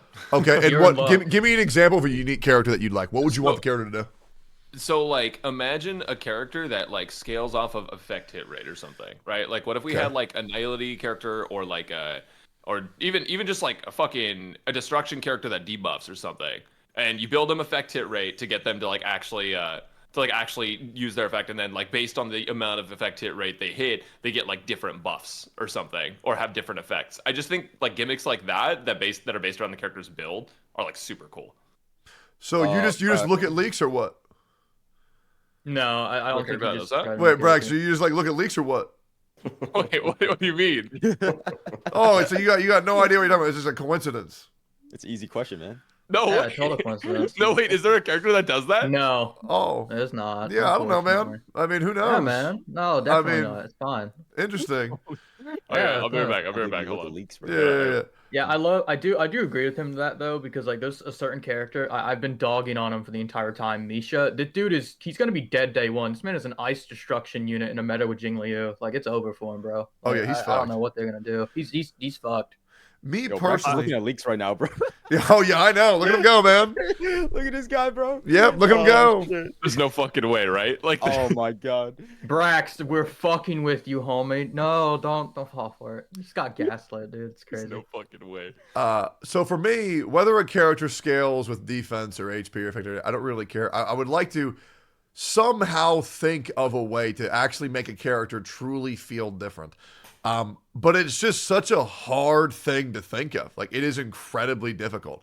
Like, Yeah, there's Doctor Ratio, he actually did a pretty good job at it though. Like, you got to play. Yeah, I him. think His, the like, follow-up attack thing is cool. Yeah, his follow-up one is really unique. And you have like the fucking destruction path, which is just like, I'm gonna use skill points, so I'm not. Like, that's pretty much the Yeah. whole thing. I think it's also cool how when you use Dr. Ratio, it's like you're seeing the world through his eyes and you see the ratios on top of their head. But I do think that's going to be the biggest issue. And I also think that's something that I think a lot of content creators should start talking about is their ideas for what a cool, innovative character would be for Honkai Star Rail. I mean, I think that shit's interesting as fuck for how a character can work and how they can innovate the way a character's plays. But yeah, if you're all done, Brax, Godsmack, what do you want to see for Pentaconi? Before I even go on that, I think it's pretty damn easy to get innovative with characters in Honkai Star Rail. Like, there's so many things. I'll give like a pure blown example. let's Is you get can it. have a character come into the roster that pretty much allows everybody on your team to do one character's ultimate. Like, there's just one example. That's but, like, sick. That is there's- sick as fuck. Yeah. I love that. Okay. I feel like their multifaceted complex system just opens up all kind of things you can get creative with for a turn-based game such as this. Like, but basically it boils down to one person enabling the team to do different shit.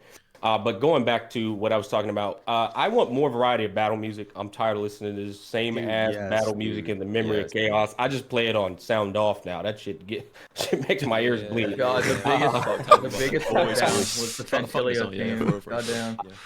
I also want to see the new. I'm excited, hopefully, to get a new element for the Trailblazer. Do you guys have an idea of what they might? If they could be a wind element for it, maybe. Abundance, imaginary would be pretty cool. Yeah.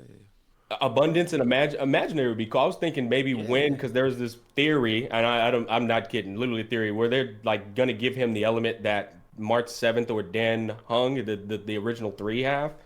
Do y'all know? Oh, and then change March? Yeah, and it changed March. Yeah, exactly. I actually have a theory of what it could be, because the Trailblazer is always associated with the Stellar Line. Isn't Pinacoli like the land of dreams? It's probably, because if so, like, I'm pretty sure that's what it says when like Herd is saying. It's probably either going to be Harmony or Abundance, if I had to guess. I'm pretty sure. It's probably Harmony, because Abundance was the Lofu. So I imagine it's going to be Harmony. Wasn't it? Yeah, I completely forgot about the other part. Of course, he's going to be a new path. I completely forgot about that shit. Yeah, I'm pretty sure it's just going to be Imaginary Harmony, and I'm going to just go and say it. But I would like to come back to this and see what happens. I thought it was going to be Wind Harmony, but I don't know. Yeah. I don't know the element, but I'm pretty certain it's going to be Harmony. I hope that it's like imaginary, but I also am going to be so fucking mad if they're a Wind Hunt. I'm gonna be so fucking mad. What's bad about that? So the reason they they wouldn't do that because they already gave players Don Hung for free. Yeah, exactly. So I I think think not, right? Yeah. I'd say my win DPS right now is fucking wah. So like, what's so bad about that? You know? Yeah, just get Black Swan. We'll be all good. Oh wait, he's gonna have a new weapon too, right? If he gets a new path. Like since the whatchamacallit, the fire one had like Lance, right? And Yeah. I don't know what the weapon would be. Yo, it's That's like the weird Monster part. Hunter, guys. I mean, they'll probably have a harp. To be honest, because it's the land of Trailblazer's music. weapon that he uses, the flaming lance, that's the supreme guardian weapon. Like, Cocolio's was frozen because the wish for the eternal freeze, but the Trailblazers was on fire because the wish to dispel it. So I don't know what weapon. I don't know what the weapon would be. I have no fucking clue. It's gonna be a trash Back can. to what I was saying, I would like more. It would be a life trash as can. well. That's true. Quality of life in regard to what, and also real quick because I like your idea a lot, Gotcha Smack. the ability to take somebody else's ult to suit your need. I think that's really go cool. There's shape also a shifter really character. cool character concept in a game called Summoner's War, where you have two characters called the Chakram Dancers, and when one attacks, the other one immediately attacks, and they have like a pair unit that's really fun to use. And I think guaranteed synergy units are a lot of fun that I think would be great to see. But character synergy is 100%. I Mega think King is characters are how you make the combat better. The ingenuity of the characters, like Brax mentioned, is how you improve the combat because it just goes inside of their elemental infused complex system to just improve it. But quality of life is what I would want to see. Like, stop giving fucking 4-star artifacts out when we get a one-time collectible my chest. God, Like, bro, what the fuck am I gonna do with a 4-star artifact, bro? Like, Yep. Yeah. you know what I mean? Like, it makes no sense. And you can scale it for the newer players; they can continue getting their 4 stars. But for us, what the hell am I gonna do with a 4-star artifact, man? So You know? I don't think they could have them scale. And the reason why I don't think they could have them scale is because then the players wouldn't be incentivized to collect all the chests until they get the higher AR. Which I think that would sour collecting for a lot of new players, and they would feel like they wasted resources by collecting them early. I think just give them 5 stars.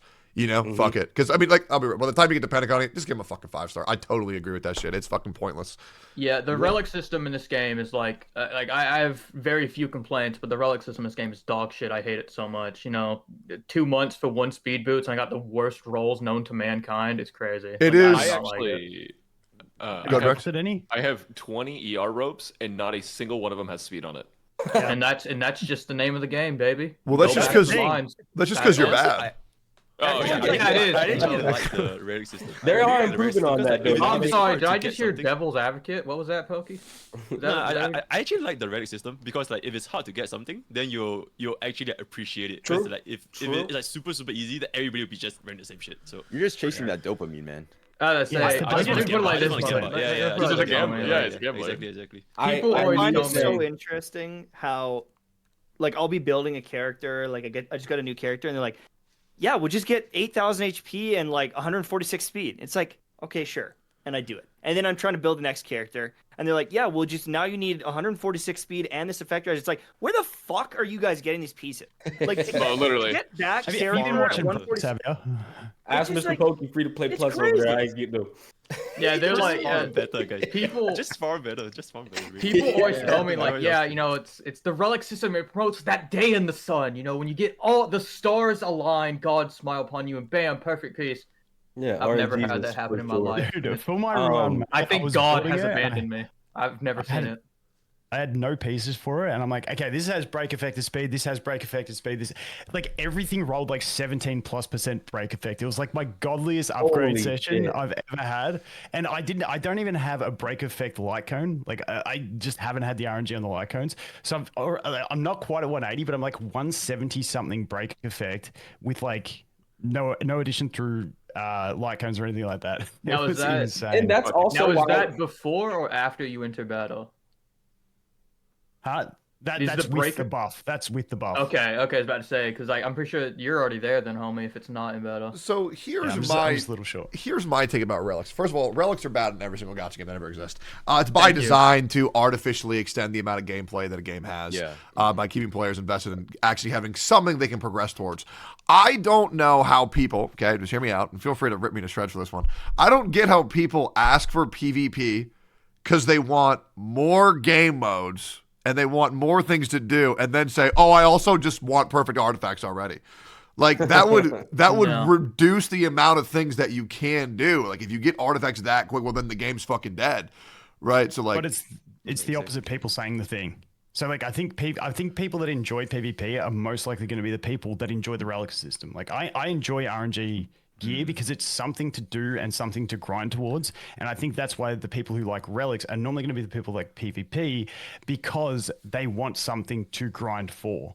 So like at the moment in the game, I have relics to grind for, which I enjoy because the RNG is that dopamine. It's what I do instead of summoning. Like it gives me that every time I get a drop. Ooh, is it going to be speed on the boots? Like what are the substats going to be? Yep. But then I'm doing that because I enjoy that, but I have nothing to use that in because the PvE modes don't offer enough challenge that PvP would offer me. That is 100%. literally There's the one one element. problem with like the relic system though, like grinding it. Like it's not really something you can grind because Trailblaze power. Like you can only do it. What is it like 30 per run? So you can only do it like 8 times a day. So like even if you wanted to grind, you can't. You have to wait, and like that's my issue. Like Well, that's the I dynamic get of the that they have gacha to do genre. it to increase like play. Yeah, I know. I know it's like a genre-wide thing, but like I was like, maybe like make it to where we can run it, but like the drop rate is stupid low. That way we can at least still try and get it. It's just not effective, but like I don't know.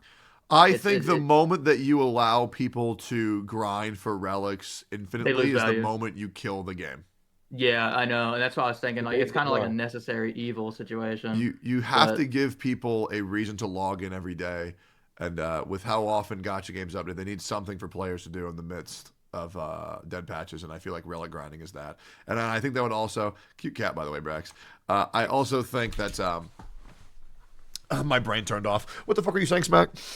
It's okay. We're talking about relics. We're talking about grinding, bro. Yeah, well, there was like a couple of things that couldn't chime in, but I want these motherfuckers need to fix this simulated universe in Peter County. I swear they don't. If they don't fix this shit in Peter County, I am going to fucking. Wait, what are we talking about? Dude, it's so fucking bad.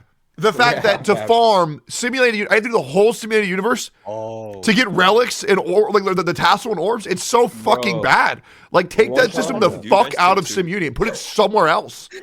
Or just make those tokens you get like a clear ticket. Absolutely. Oh wow! It's like you just get that button and then it's just boom.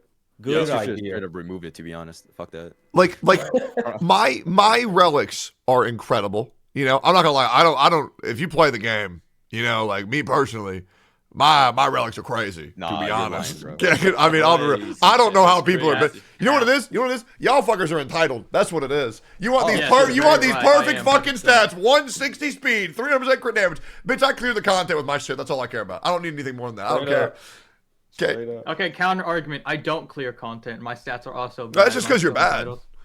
You're right, I am bad. People say luck is a skill, but the only people who say that are lucky, I swear. Yeah, bro. I clear the content because I'm good. You don't because you're bad. I'm dog shit, actually. Stop being mild. Tell me the truth, Tectone. Yeah, so sometimes it just be like that, But yeah, like just take the fucking relic and tassels out of the SimUni. 100% Gacha Smack. Is there anything else? You're spitting fire to me right now. I was just gonna say, Task brother, I'm passing it off to him if he wants to chime in on whatever he wants to say. I think with like the unique characters, I would like. I think it'd be cool to have someone that makes AOE counterattacks. So like it makes everyone have a counterattack. Oh, nice. And then they feed in. I would like someone really good. Yeah. I'd like someone who so what they do is either it's with their ultimate or their skill, makes all the other follow-up attack units do their follow-up attack. Holy shit. Dude, could you imagine like having a whole fucking team of follow-up attacks and like just one thing triggers and just like it's just like a firing squad on the enemy. Especially because there's units like Himiko who like you have to break them to do it. My God, Himiko is so bad because of that. Like if it was like especially with Zhui Yi, she's like, oh, you hit and you get it right. God, and then Himiko. I think they become a lot stronger because it's like you're forcing them to do the follow-up attack, which maybe even lets them do their follow-up attack because they're breaking more, yada yada yada. So what you're saying essentially is a auto follow-up attack enabler. Yeah, like it caused them to do it again. It just like it like forces them to do that whatever their follow-up attack is, do it. Yeah, maybe with them, Herder and Himiko could finally get some fucking useful ones. Goddamn. Dude, it'd still be bad. I love that. They would, probably.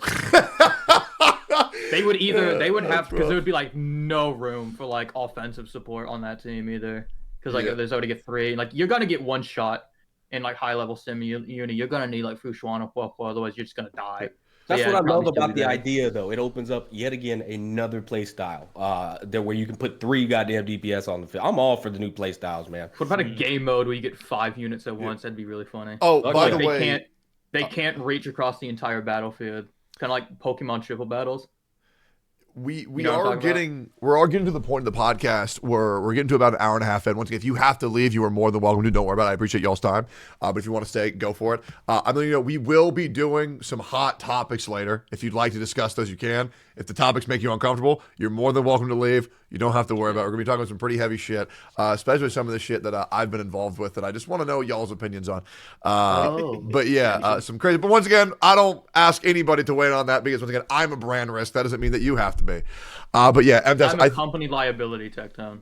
Yeah, I think that follow-up attack character is really fucking dope. Is there any other thing that you want for Penacony, Test? I would love to see. I don't know.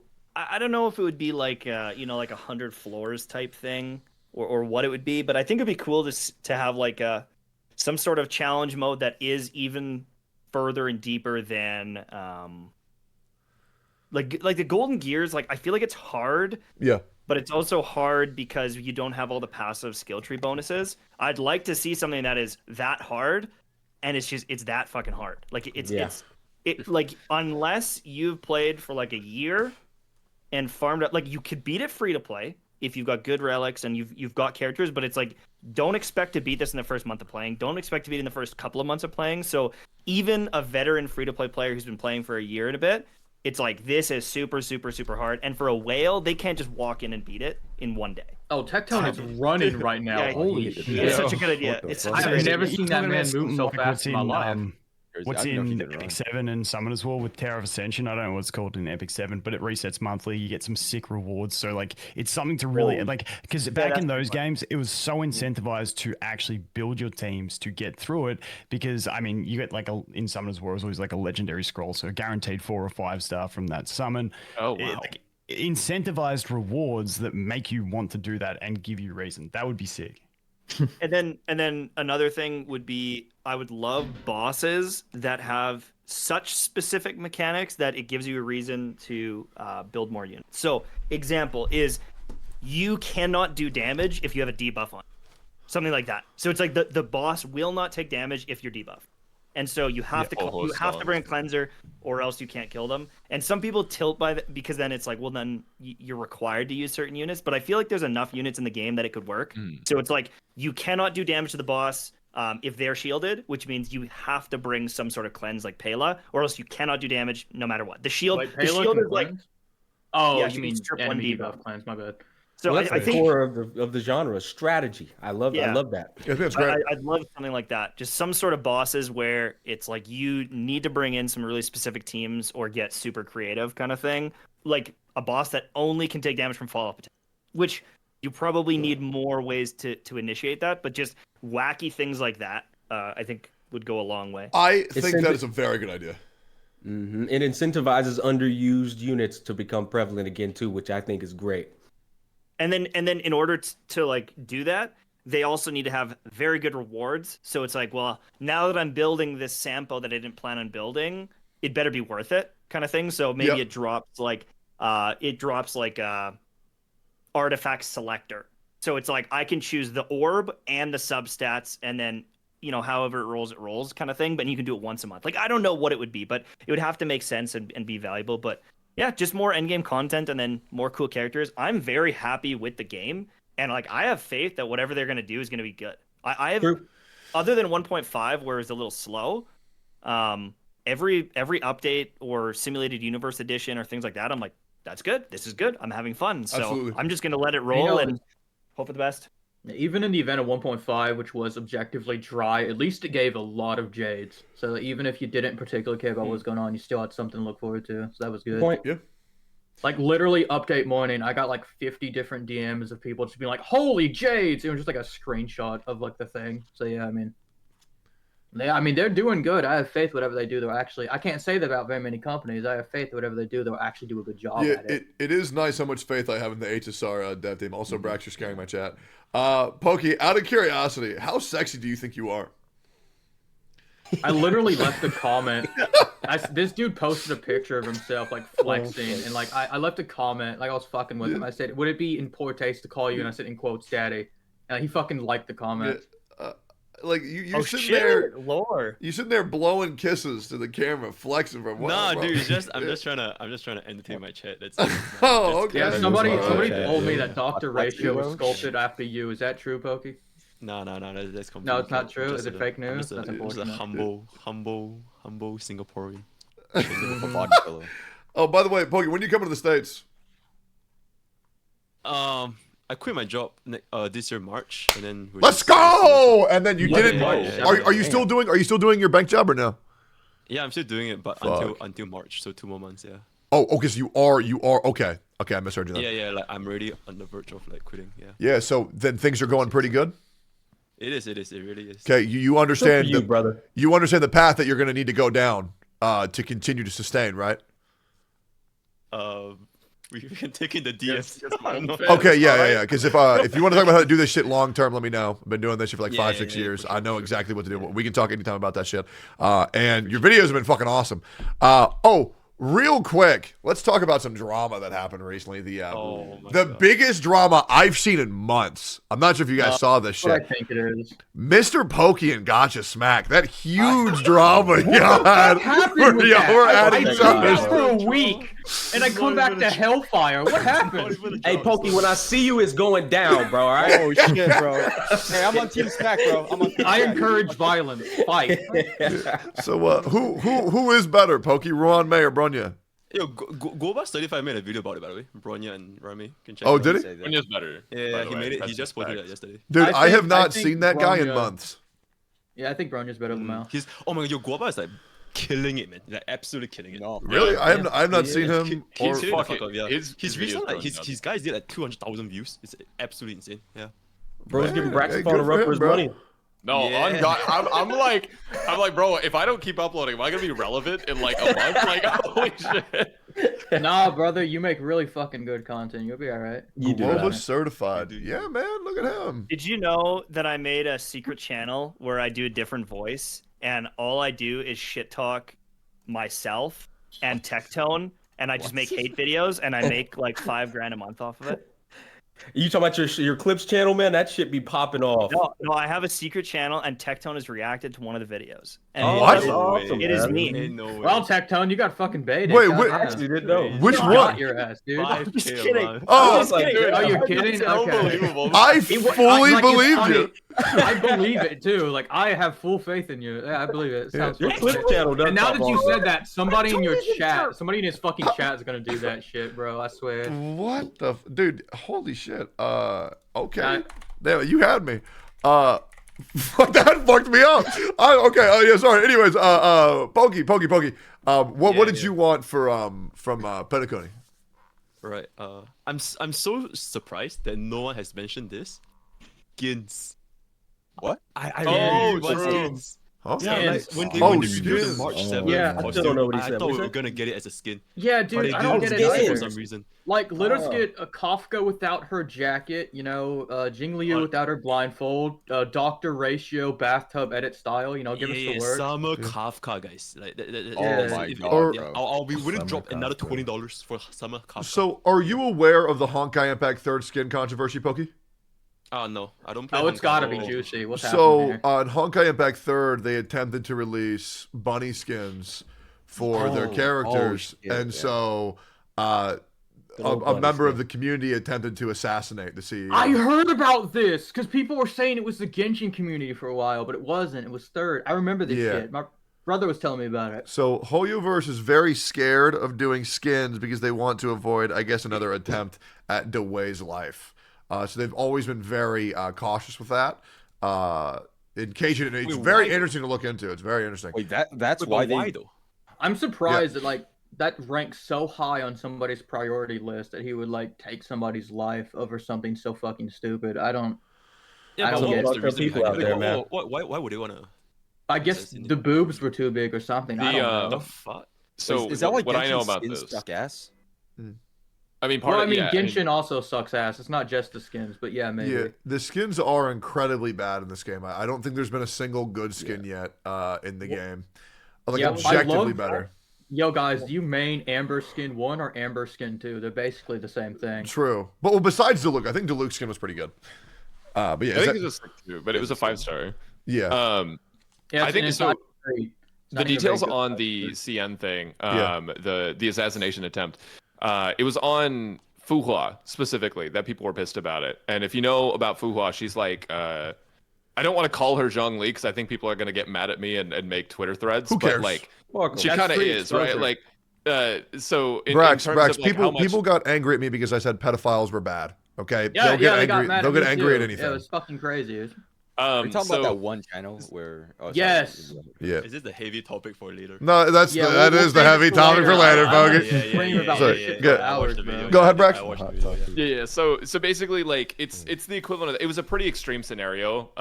Because the only character that Genshin has ever like buffed, was Zhongli, and the reason they did that was because it was like I think it was more of like a national thing. Like I think they were like very like, you know, this character is representative of China, so this character needs to be like we can't let this character be bad. And so I think that was the same thing. Like they feel Fuhua is like similar. Wait, like so that character is very important to them. they think Fuhua is representative of China or Zhongli? That's I think Fuhua is the Impact third character that is that for them. Oh, I didn't know that. That's what Okay. I've heard from someone that's in that community. So I could be wrong, but that So was it's just like, it relayed was to like me. disrespecting the country for making That's how they felt it bunny was. skins, Yeah, is I'll be it? I'll be Oh, back okay, in a second. okay.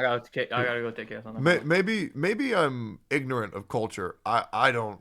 Me personally, I don't see how it's a big deal. Personally, I think it's just it's a fucking video game character. It doesn't matter what they put on it, but that's just me. I don't know. It's a cultural thing. I don't. Wait, I so don't we're just never talk gonna about get it. skins because of. I think we will get skins, but they might They're be just gonna be. asked. Yeah, they're just gonna be bad, bro. Like, Oh, bad skins. wait, okay, Oh. Mr. Poke, do you actually think the March skin looks good? Yeah, Rick- it's so much better than the original one. I think it just looks about the same. Like they don't. I thought really it was change cute. I agree. agree. Yeah. I just think Maybe I like just don't like the original even one so the much. Yeah. even like the what were they kind of like motorbike skins that they posted. Oh like my the god! Yeah. art? Oh my god! Yes. Oh that would my be god, sick, those were bro. so Even sick. like Yeah. that. Yo, Oh my actually, god! yeah, Yeah. That's really really good. Yeah. Yeah, no. Yeah, they have- the Stell looked incredible in that outfit. Insane. And Jingliu, holy fuck, she looked insane. I don't think they'll do that, but if they have skins or they don't, I just don't give a fuck. Personally, I mean, it's not going to change anything for the game. I mean, now I will admit, I think skins would be cool if they added in every 2 months. There's a skin that you can do, like for example, if they add leaderboards, if you grind to a certain number, you get a skin. I think that would be cool. But am I going to be excited about spending $19.99 on a slight change in cosmetic? No, not particularly. I need an accolade behind how I earned that skin, not how I just bought it. My main incentive for skins is what they do with League of Legends. If it changes the animations of the attacks and shit, I will buy them motherfuckers up like all day. Bro, It in makes fact, me feel like the character's new, even if they're not. Like they True. That's why I like Oh it. my god, that skin, man. Dude, Like Israel's skin is so sick in League. Go ahead, Jack. dude, I based off of an entire wrestling gimmick off that skin, Pokey. Spirit Guard Yeah, Udyr. Spirit Guard Udyr. Yeah, I used Oh to yeah, come that out. was like my favorite skin of all time. Yeah, I used to Wait, come oh out my as this god, character. dear, yeah, live as fuck. Oh my god. Yeah, Wait, I. Tectone, wait, are you talking about the beads you were wearing? Is that the fucking? Yeah, those were a smaller version, but yeah, I Oh, used to do okay, okay. professional wrestling as a Oh, character named Bojack, and I would come out in a robe. But this was when I was on steroids. I the would come fuck? out like in like a little like robe that he had with the beads. But I fucking love Spirit Guard Udyr so much. My buddy Javois, he gifted that to me. I remember that to this day. Yeah, that skin is incredible. One that comes to mind for me is Pulsefire Ezreal, where it What I was just talking about. it was pay to it was win. the first ever like legendary Yeah, skin or something, right? Yeah, I That's still just remember. pay to win. Yep. I So saved up 1 week of my pocket money to buy that skin. yep. I mean, you just Really? think about how cool that shit is. He constantly slowly transforms into fucking Mega Man, bro. Like that's So cool. Live. Yeah, and when the skin first came out, it was pay to win because it wouldn't display the animations properly, so it would look like you dodged it, but you would still get hit. The cannon is like. Oh, shit, I didn't know that. Yep. Oh, dude, it was insane. It was so awesome. Like I loved it. And people were bitching like crazy. Yeah, I didn't know you played League, Smack. That's insane. Heavy, brother. I played that shit for 10 years, man. I love it. God Do you still play TFT? Yep, every day. You play TFT every day? With my boy, man. Fuck yeah, dude. Been running the Disco Dazzlers and the goddamn. Bro, we need to play. We need to play, dude. Yeah, Dude, fuck yeah, man. dude. I play TFT non-fucking stop. That game That's is. my shit. Dude, if they were to add a TFT mode, they're not going to. If they're at a TFT mode to Honkai Star, that would make me so fucking happy. I love that game Yes. so much. Are you Oh, hype? yeah. Do you like hyper roll or regular better? I'll be honest, because like regular takes too fucking long. I love hyper roll. Yep. We get in there, get 10 minutes in match here and there, and run it back up. Oh fuck My yeah! favorite thing to do in the mornings, man. Yeah. Last question. Sorry, guys. What rank are you in hyper roll? How much do you play? I think I'm at 3,000 points right now. We are at the same rank, bro. Oh yeah, dude. Yeah, we gotta run that shit up. Me and my boy play all the time, man. He loves it. Fuck yeah, yeah. He's a fucking Annie abuser. Yeah, me and all my buddies, we go to the gym, and while we're doing cardio, we all play TFT on our phones, bro. It's so fucking awesome. It's so much fun. Oh, that's awesome, man. I can't do the phone thing, man. That shit is weird. Dude, okay, if you can't, for mobile gaming, guys, that not sponsored, the Galaxy Flip Fold's really good because it's huge. Because it starts off small, open it up when you want to fucking lock the fuck in. It's great. I recommend that phone. Also, the Samsung Galaxy Ultra is really good if you want to stream mobily. That's the best streaming phone. It doesn't overheat. The processor's insane. I've never even considered getting a phone purely for mobile gaming. That's actually genius. Yeah. Tectone, you are the first person. I literally just saw a video talking about like that flip phone, and like I was just thinking last night, I've never seen somebody unironically have that, and it's now so people good. are pulling it out. It's so fucking good. Like whenever I just worry like I'm gonna pull it out one day and like half the display is just not gonna be working. So I just never it's always good. They're really dependable, and it's really good for porn. Anything else you want to talk about? Now that's a bonus. Yeah, that's something I can get behind. Anything else you want to talk about for Petacone? Yeah. I would like to see, maybe not in Penacony, I don't know, but I would like to see like more MOC floors. Like since they already added 12, why not like 14, 16? Yeah, but I hope that it's not adding just like I increased HP bullshit. I hate that so much. Yeah, I agree. I think like just it's HP the better. same guy, but he has more HP and he takes longer to kill. I don't like that, man. So boring. Yeah, no, I agree with that. I think Bullet Sponge is a really cringe way to develop a game. But yeah, Just do like I think even just like MOCs where it's just like you lose 1 skill point per turn, and it's like okay, well now you better bring Hanya in. Like just if you made it instead of like getting a buff, is like you could do like a debuff as well. Yeah, exactly. So I was thinking about like, cause right now every single time in MOC we get like a buff, right? So what if like next time they could introduce a debuff, so like it'll penalize certain units. So for example, right now, like Jingliu, she's like ridiculously strong, right? Or like in Vivid Luna, so what if next time they just like, penalize specific units, like enemy just have like additional 60% ice resistance, then you will be forced to like use other units just to like improve the diversity a little bit. Or what I would do is I would just simply not do it. That's what I would do personally. Like, if I can't use my Jingliu, I'm like, all right, well, shit, man. I guess I'll get him next time. You are. I'll get the run back. I'll be right. Yeah. Oh, you are hard carried by Jinglu, bro, and Fushuan, bro. Me too. Yeah, absolutely. I know. Why the fuck you think I pulled him? Like, I know. know. The real question though is Jingliu better than DHIL? Yes. What's 100%. At E0, yes. Yeah, I think Ill's better at E6. Absolutely. Yeah. All right. Cool. Glad we cleared this up. 'Cause I still got some people in my chat telling me I'm wrong. Yeah. By the way, E0, yeah, Jingliu for sure. Yeah, A0. I'm pretty sure Jingliu. She doesn't do as much in one turn, but she does more in one cycle, if I'm not mistaken. So yeah. I mean, she also doesn't consume all of your skill points. Right. Yeah, Right. she pops that shit like fucking Pringles, bro. It's ridiculous. yeah, Yeah, but, there is one problem though, and that is there are actually some like high-ranking enemies that have like ridiculous ice resistance. Like if you're an MOC and you're going up against Cocolia clone or it's just Cocolia clone. You're going up against her, it's over, boys. Like she's got like 65% base resistance. It's crazy. Yo, did you get Fushuan? Yep. Fuck yeah. Okay, I still remember the stream where you ended when I said, "Oh yeah." Fushuan. That was a moment. I mean, someone gifted like $20 in Jade, and I was like, you know what? Fuck it. The thing is free to play. So I made like a second account free to play, and I started playing through it. I got through like a month, and I was like, this is more content, but it's not entertaining. Yep. Me fighting normal enemies to get enough experience to level character, that shit's not entertaining. Yep. And like, I'm at the point now where like, I think it's been like 3.5 years, 4 years of not spending any money on the game. What the fuck was that? But now it's probably impacted my content negatively because I can't build the character and I don't have the energy to have all the relics to use them on day one, where it's just like, I'm not in the creator server. So the only competition I have is actually being able to build units on day one. Because like, let's just be frank, before I can even test the character, this fucking guy in the corner has 250,000 views because he's already played the character and tested it. And it's like, well, yep. Okay. So you're still not in the creator server? No. And although I did have a meeting with them to like get into the ZZZ beta. Like they like whitelist me in there, but then I roasted the game. So it's like I'm probably fucked long term. I'm actually, Dude, everyone roasted. I'm a bit out of the loop. What is this everyone creator roasted Zenless. server? Yeah, we'll circle back to the ZZZ because I do want to talk about that if you whoever has time. Creator server is approved content creators can go into a beta server. They have access to all the characters. They can test them and make videos on them, and they're allowed to release frame 1 of the new patch dropping. So if you're not in it, you essentially can't. You really can't make it as a guide maker unless you have access to that server. Just being completely frank. I wish they would like one thing I was actually thinking about. I wish they would like give me the ability to like have like a camera that like can zoom around. Because like getting B-roll footage is a fucking struggle sometimes, bro. And then you could zoom right in on Welt's thick ass.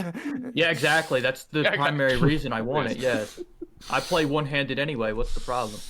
Yeah. Anyway, carry on. Anyways, Vulcan. What did you want to see in Penacony? I think we've pretty much covered most things. Like I said, I've always been that PvP guy, but at the same time, I've accepted that Hoya games are what they are. They're more casual story-based games, and I just, play them for that now. But I would still love to see PvP of some sort or leaderboards. But the other thing I really want that hasn't been mentioned yet is I want another wildfire moment in the Cocolia fight. That track was so fucking good, and I just I want that feeling again.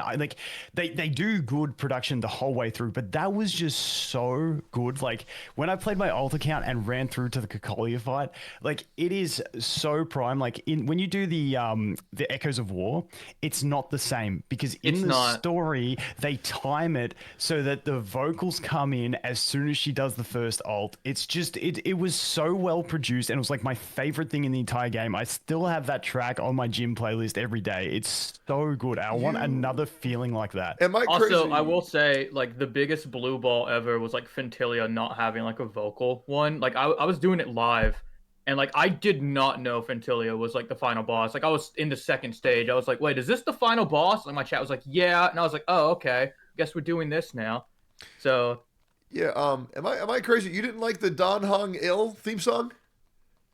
No, I didn't say I didn't. Song? Oh, no, it was good, but, like, it wasn't, like, Metal Gear Rising good. That's the problem. Yeah, like, it didn't have the same hit. Like, it was good. Like, you mean the part in the sea and stuff like that. Yeah, I'll be real. The party of the sea was. I'm talking about the actual boss fight theme. Like it was good, but I didn't like. The Red Sea song. I actually forgot. Fucking Moses. Yeah, I saw that. I actually forgot that existed until like I went back to get footage of it. Yeah, and I was like, oh wait a minute, that song was there. Yeah, me personally, I preferred that one over the fucking Wildfire, to be honest. Fentilia? But that's just because I have a track record of really liking Chinese music, and I respect the culture a lot. So that's why I loved it. I'm sure you did. Hey, Tectone, I'm gonna link you a video. You might want to take a gander. I think these Genshin players might have something else to say about that. Yeah, because the only thing better than that song was Yun Jin's idol singing in Genshin. I love that shit so much. Hey, I have an idea though. Yeah. They have the pre-existing. They have the pre-existing source in the game already. I think they should just enable a track changer for battles with the tracks that already exist in the game. Oh, absolutely. The battle ones. That'd be great. I feel like they could do that. Yeah, no, 100%. That's a great idea. Like, honestly though, like the music in this game is fucking amazing. Like I recently realized, Kafka, her theme is actually has got traditional classical music mixed into it. In my most recent video, I even pointed it out. At one point, there's I forget what it's called. If you ever take a music appreciation class, you'll know the track. They need to throw that classical theme into her goddamn ult. Yeah, they threw so when she says, "Aren't you the one who invited me?" She does a little swipe and shows a bounty. That thing that plays there is actually a classical piece. I think it's the Four Seasons or something. And it makes sense in her character because literally the very first thing we see of her is her mimicking a violin. Yeah. I really like the way they go about music in this game. Yeah, it's good. It's really, really good. Yeah, move on past me. Kids just woke up, so I'll be back in a sec. Yeah. All right, Solo. I'm ready, bro. What do you want to see in Penacony? So everybody here said they didn't like story. And I'm gonna be honest. The first time I played it, dog shit, hated it. But when I went back, this time without chat every time I mentioned Ting Yun going aware, I got to appreciate a lot more about it. I really hope that because I fucking love Sparkle. I've seen her design. I have a pretty good idea how she acts based on the character description, the drip market season. I really hope that in Peanut Gully we get to know more about the what is it called, the masked fools, I think. Aha's followers. I really, really fucking hope we learn more about them because they are so interesting. Like Sampo alone is probably the best written character in the game. And then in addition to that, I hope the final boss is like Cocolia levels of good writing. I've literally just got done playing through it, and like I have found evidence. Like I literally have a video I'm working on now. It's like I'm pretty sure, and this is like crackhead, Matt Pat on drugs game theory moment. I'm pretty sure that the IPC is the reason why the Stellaron landed on Jirilo 6 because of their association with the god of preservation. And like it's things like that. Like when I realize stuff like that, I'm like, oh, that's cool. And I like feeling like I'm smarter than I am. So I like looking into stuff like that. So I hope we actually get like good story because I fucking hated a lot of the stuff on the Lofu. Like DHIL's reveal was like Blade comes in like, oh, I'm gonna kill you, but not actually. We're gonna help you fight this child. Yeah, that was stupid. And then like I think Ting Yun, and if Ting Yun is just dead, like if she never comes back as like a 5-star Harmony or whatever, that's gonna be wasted potential. Like, I really hope they do something about it. Yeah. I think Honkai Star, and I'm sure you'd agree, Solo, just needs to let their moments breathe because sometimes they just happen at, for lack of a better term, breakneck speed, and you're just like, oh, okay, all right, well, I guess he's in Bitter Lune now. Oh, dude, Cocolia's death like happened so fast. Like a lot of people didn't even know what happened. Like for those who don't know, when she died, really? I've never heard anybody say that. People apparently don't know that she died trying to shove the Stellaron into her tits. Like she was trying to hide it like a $2 bill. It was crazy. Like no, people didn't realize that the reason she died in that moment was the same thing that was happening to the Trailblazer at the start of the game. And people just like, oh, she just exploded. I'm like, no, dude. It was the Pac-Man power pellet she was trying to hide away that killed her. Like people don't realize this stuff for some reason, and I don't get it. I didn't realize it. Yeah, me personally, I thought, like I said, we got a self-report over here. Yeah, but Vulcan, you don't pay attention to shit though, bro. Yeah, that's it.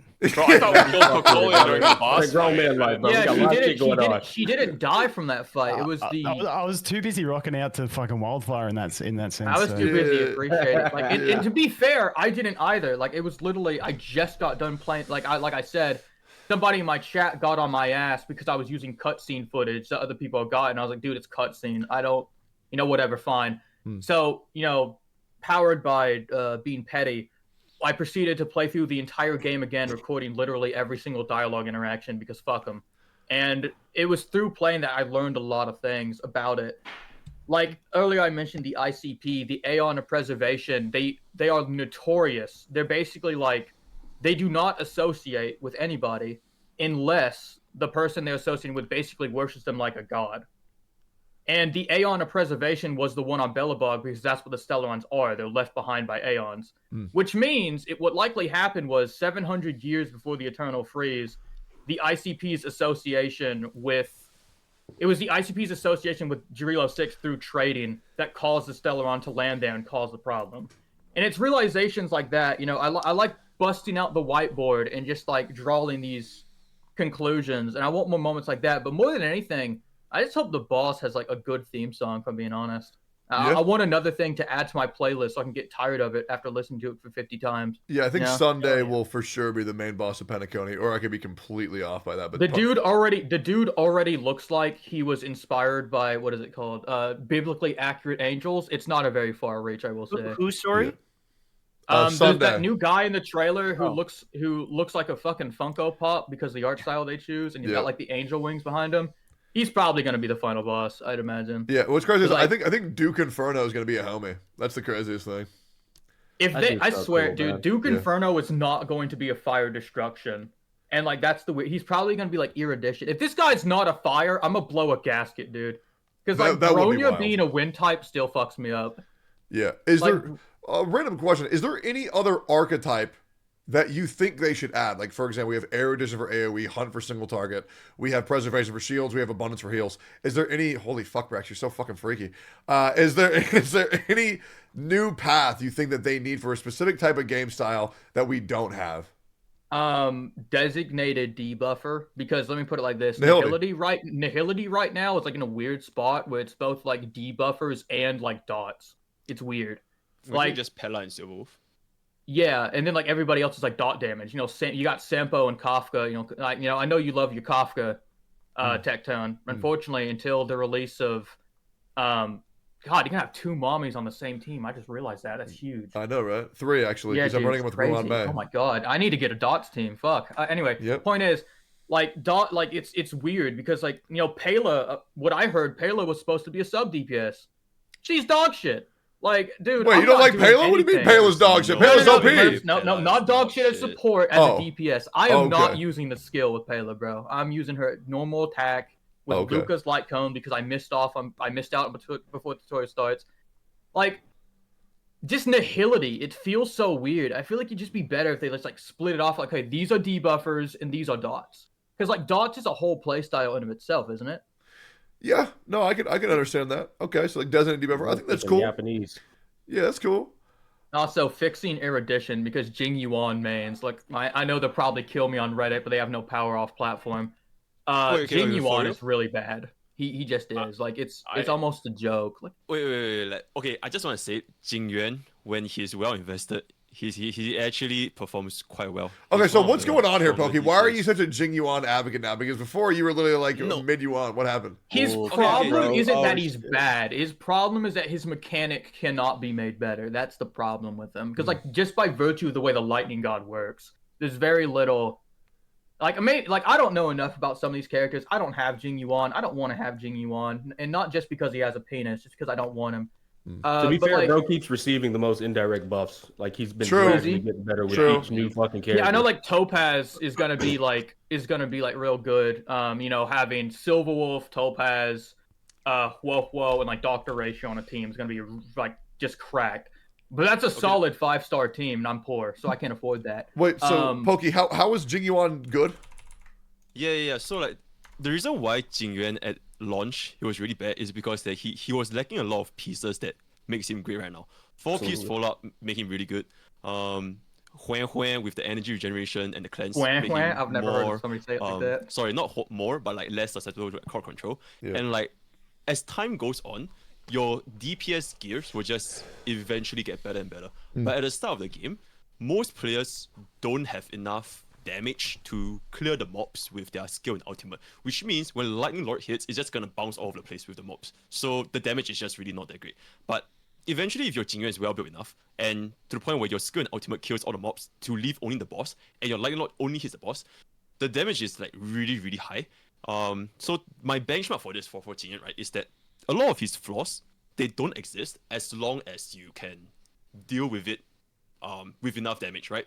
So for example, if he's gonna get crowd controlled, nothing's gonna crowd control you, just kill the thing that's gonna crowd control you. Or like his lightning lord is very slow and it only goes once per cycle. It doesn't matter because that one single lightning lord will do like 1 billion damage because your damage is strong enough. So my example for this was in 1.4 version for the True Swarm boss with the Quantum, Imaginary, and I'm not sure, is it Ice Weakness? This Quantum. Yes. Yeah. Right. The True Sting boss, Jing Yuan in CN, they actually managed to do a 0 cycle using Jing Yuan while off element, and not a lot of DPS can do that. So his damage potential is really, really there. But the thing is, to actually get to this damage potential, you do need pretty high levels of investment. And yeah, high knowledge. The problem. Yeah. So like he just have a lot of. He's not easy to use, but once you get a hang of it, it's like he's really, really good in terms of like damage. So like what you're saying is, if you get 800% crit damage as Jing Yuan and 100% crit rate, he's really good. Yeah, I will say, I got a question for you though, Pokey. Is all of the investment of getting him, our general, is all the investment to pleasing the lords of r/Jing Yuan mains really worth it if you can put it in somebody else? What would you say? And that's that's a genuine question. Do you think if I were to invest in, I don't know, Jing Liu or any destruction character off the curb, would you think it'd be worth it for I'm not sure about you. I'm not sure about you guys, but it's what the hard wants. 90% of my DPS gears, they are the same. They are almost every single DPS users, they are using 4-piece quantum because 4-piece quantum is just absolutely cracked, especially with the defense down and all that kind of stuff. So, even if you are going to be investing in Jing Yuan, the same DPS gears with the attack and crit, you can just like simply throw them to somebody else. So I can have him as a side hoe? Yeah, that's huge. No, like the gears you invest in Jingyuan, it's not like they're gonna go to waste if you invest in the gears, right? You can still change gears around for free.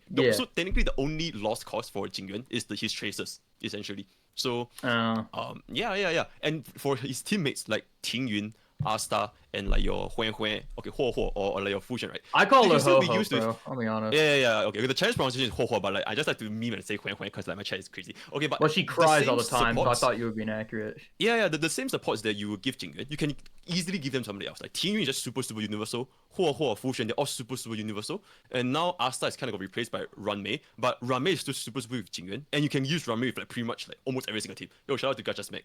Ranmei's really. Yeah, I think Ron May works best in like a gold so, like, DPS team though. At the end of the day, there isn't really a lot of like. DPS. Yeah, there is a lot of lost cost. The only lost cost is like the traces for Jingyuan. And if you're a free to play or you're a low spender and you just want to like hyper invest and make this one unit great, it's okay because you are gonna be using him for a very long time, in my opinion. Sure. What were you saying, Amtesh? As long as it's not as bad as Japard's E6, I think there's probably some value there. What were you saying, Amtesh? Can I ask you guys a question? Yeah. What's up? Yeah. Okay, you know in Genshin Impact they've got like the artifact thing where you put 3 in and then you get 1 out? Yeah. No, I don't. I don't play it, but continue. I know that one. Well, in this game it's 10 to get 1. Yeah, that's insane. Is it worth it or is it dog shit? Like That's should I just use my gold artifacts for experience? I always use them for Oh, you experience. said is it never, worth ever it? salvage. Dude, I never ever salvage because like the best it pieces costs- on my account came from doing that. Go ahead, Pokey. I just had to get that out. My best piece on my your account King came from Liu doing one. That was insane. That orb. You didn't even use the selector, and you got rights with like crit rate, crit damage, speed. That was bullshit. I'm a believer of it. I'm telling you, like I got like 12 pieces from that shit. Yeah, so I'm that's I'm what the I do as same. well. I do it heavily. It's different from Genshin Impact because you get to choose the set and the piece, whereas Genshin is just you just get the set. True. I think statistically, it's like really bad because like even if you get a good piece, you still need to gamble on the subs. Yeah, and the odds of getting both the right main stat and the sub stat on RNG is like super low. So like, and not to mention relic experience is like it's a very rare thing. You spend a shit ton of stamina trying to get relic experience. So sometimes even if players wants to upgrade them, and if players keep dismantling, salvaging the gold gears, they wouldn't even have enough relic experience to even upgrade them. And I'm sure most players don't even do Simulated Universe. Like, did you guys know that if you do Simulated Universe, you get like free relic experience? Like, I've been doing it. I still do it every day. Yeah. So most casuals probably won't even do that, and like they will never have enough relic experience to upgrade anything. So I'm not a believer in salvaging. I don't really. I'm like in this weird middle ground. I don't really use it. You know, maybe if I did, I'd actually have speed boots sooner. But I don't really use it for like getting the best. I use it for like, okay, well I have this character. And I just exhausted all of my powder getting their traces. So what I'll do is I'll get some standard gears so I can start using them now, get a feel for them kind of situation. But I usually don't go for perfect that way. Yeah, it's too much lost. So what I do, MTash, is I roll for headpieces and gloves with whatever the fuck I get, you know? And then I have to use the targeted one for either a rope, an energy recharge rope, or speed boots. That's pretty much the only things that I ever do. But yeah, getting a good head and gloves are super good for the reroller.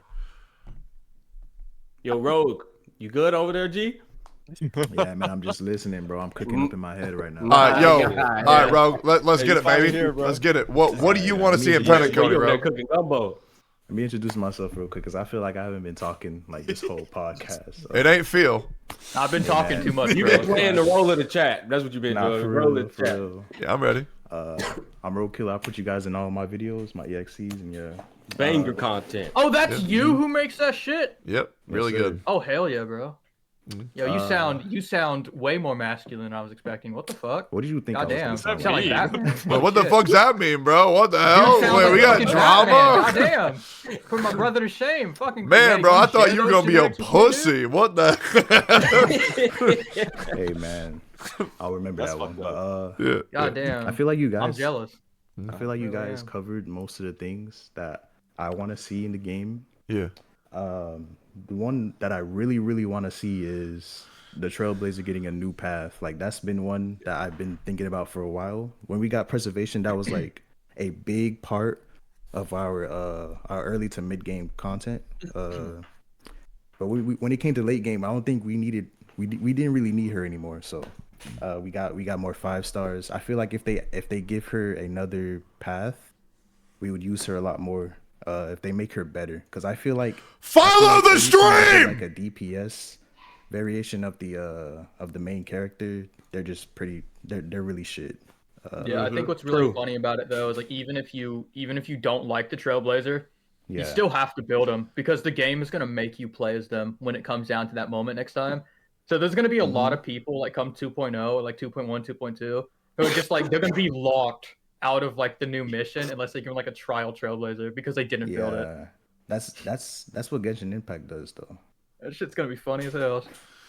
Yeah, Another thing I want to see is wait, go ahead. Yeah, I think the 2.0 story quest is going to blow a lot of people's minds away because what just has to happen. We are going to get a new element for the MC for sure. How that's going to happen is going to be sick. We're probably going to fight another fucking god, and we're probably going to die and come back anew. But like, I think 100% there's no way it's not imaginary harmony. There's just no fucking way, because we still don't have a guaranteed free imaginary character besides Dr. Ratio. I'm underneath the firm belief that was not intended and that was a actual genuine reaction to us winning the Game Awards. Plus, I'll be real, I've seen leaks, so I know that's going to happen 100%. Yeah, I love vegetables. Wait, what's up? That's all right. What's up? Yukong's free. Yeah, but she's terrible. But she's No, imaginary. Wait, I forgot you she was a character. Yeah, Hey, no, guys, trust me. If you get her to E6, she's actually not that bad. Is she permanent free? Yeah. Yeah, I got her. Yeah, I got her, and I started playing 2 months ago, and I picked her up. Yeah, she's permanently free. I mean, I guess that's fair. Let me rephrase that. I know it's imaginary harmony because I've looked at leaks. All right. There we go. So it's gonna be fucking dope. Oh, it is harmony. I was fucking right. Yeah. Goddamn. It's gonna be lit. What can I say, boys? Oh no, it doesn't matter. Oh, by the way, that was a joke, guys. It was a joke in Minecraft. Oh, okay. Yeah. In So Minecraft? Okay, yeah. What that's else did fine. you? I mean, What I else saw did a you? vision in Roblox. So I missed her, right? What else did you want, Rogue? I think I don't know if anybody wants it. I feel like it's a minor detail, but pets. I feel like pets that follow you around would be cool. Oh my god. But we can Yeah. eat the cats in this new update, though. We can just eat them. Pretty cool idea, man. Hey, man. Chinese. I think Pretty cool idea, brother. Oh, dude, that Do y'all that want leads that me on to P-pop it. shit? Go ahead, Bolt. I was just thinking, you know, that this was something I brought up ages ago when we had the Pokemon event. It was like, leave that in there permanently. And if they had a system where if you defeat those enemies in the world, you have a chance to get them as like a pet type thing.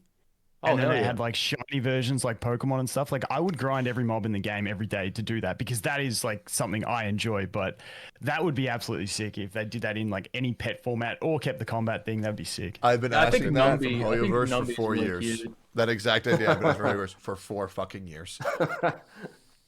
Yeah, there's something about collectibles that gives you a good little dopamine, man. Just knowing you can shuffle through all your little pets you've accumulated. I love it. Yep. Yeah, I really like Numby, but it's such a shame I have to spend 180 summons to get Topaz, which is why I don't have him. Yeah. Like I saw footage and they're like running around, which is really adorable. But I would also like to point out, do I really want to point this out? Yes, I do. Post ass nerf Topaz, the Trotter has a bigger ass than her now. It's crazy. Anything else? Oh, by the way, real quick before you continue, Rogue, how would we feel about a character that triggers QTEs for their ability? So like time stop. Yeah, so like you use the ability, time a quick time event occurs. You have to hit certain inputs, however many you that's hit, fire. up to a certain degree. That's how much damage You do. play a level in Depends Guitar how good Hero. it Innovative, man. It's It great. depends on Does- what type of thing you would get from the TPE. Yeah, so it's like, for example, in a game called Super Mario RPG, Mario goes to do a super move. If you press A on time 10 times in a row, it does crazy damage. Oh, that would be sick. Dude, imagine if like I fucking would Silver auto-battle Wolf to had an that. ult where like you actually had to like play the rhythm game and depending on how good you did, depending on how much damage it did, that'd be crazy. How would Titties with autoplay that then? Autoplay then would just be exactly that. Like you would get like an average result from autoplay. But if you manualed it, then you could get the best one. Is how that would I work. like it. Got my They brain. do it in bursting over Paper here, Mario as well. It's kind of fun little mini games like Yeah, to make the combat like a little bit, I don't know, spicy, but yeah. I think that could be used to amplify abilities. Like it could be an evolution to the combat. We have the even- QTE to amplify an ability. So I don't know, you do Jing Liu's skill and she does the raining swords, but then you use the QTE and you time it correctly, and now she does like a more potent version of that skill. Yeah, there's a character in Deltarune called Susie. I'm sure we all fucking know what Deltarune is. I'm not gonna pretend like you don't. She has an attack called Rude Buster, and it actually looks it's pixel, but it's like kind of like a little swipe that just goes through the air. And if you time it right, like if you, it's not in game, but if you just press the button right when it hits, it does more damage. I can see like that working with Jingliu. I have a Like vibe that almost nobody here knows what Deltarune is.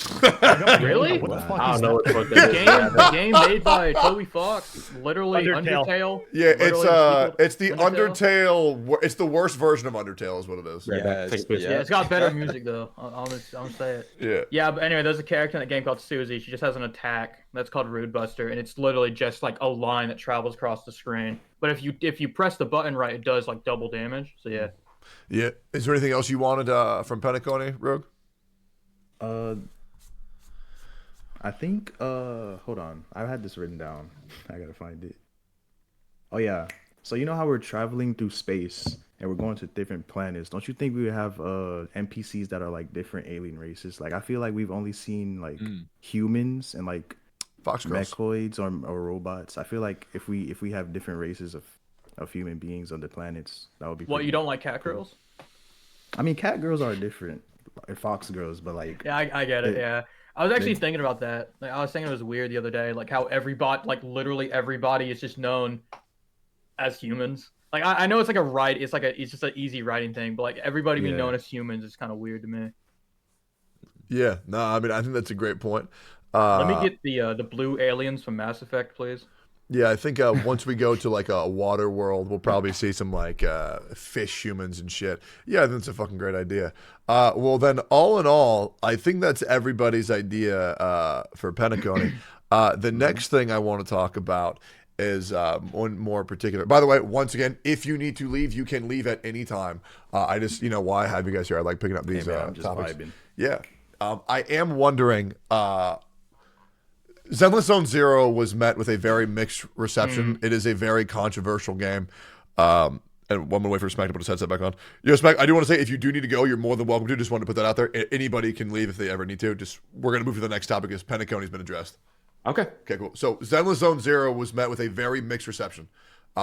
Actually, alarmingly so. I have seen so much love it, seen so much hate it. It's ridiculous. Majority of the hate comes from the lack of overworld and the TV exploration mini games. I am curious, are any of you guys looking forward to or not looking forward to Zenless Zone Zero? And why? I was so looking forward to it, and this might be a controversial take. I was really fucking excited for it because I looked at the combat. I saw the furry characters, like, yep, this is going to be amazing, Then, like, the TV, I saw the TV thing. Like, I didn't get access because, as I said, company liability, right? But then I was watching a lot of people play it, peek my fingers between the curtains, and somebody said at one point, 70% of the gameplay in, like, early game is basically the TV stuff. And I was like, literally every single time I saw this game up until now, I was like, okay, this combat looks amazing. I'd like that. And then they said, yeah, mostly TVs. And I was like, I'm not kidding. I went from like actively looking forward to the day of release to just like I don't even care anymore. And like it's not even just me. Like I said, I talk to my audience all the time, my Discord server, and like there's a guy named Pringles. Fucking love that guy, but fuck him, he's way luckier than me. Yeah. He even said to me, is like the same thing. Yeah, I mean, I used to like the game, and then I saw the TVs, and another streamer, I did a race with them, Angry Owlcat, same thing. And like even then, like you pull the characters in the gacha, you can't even use them in the overworld. That's a big one for me. Yeah. Like why am I spending all this money if I can't use them?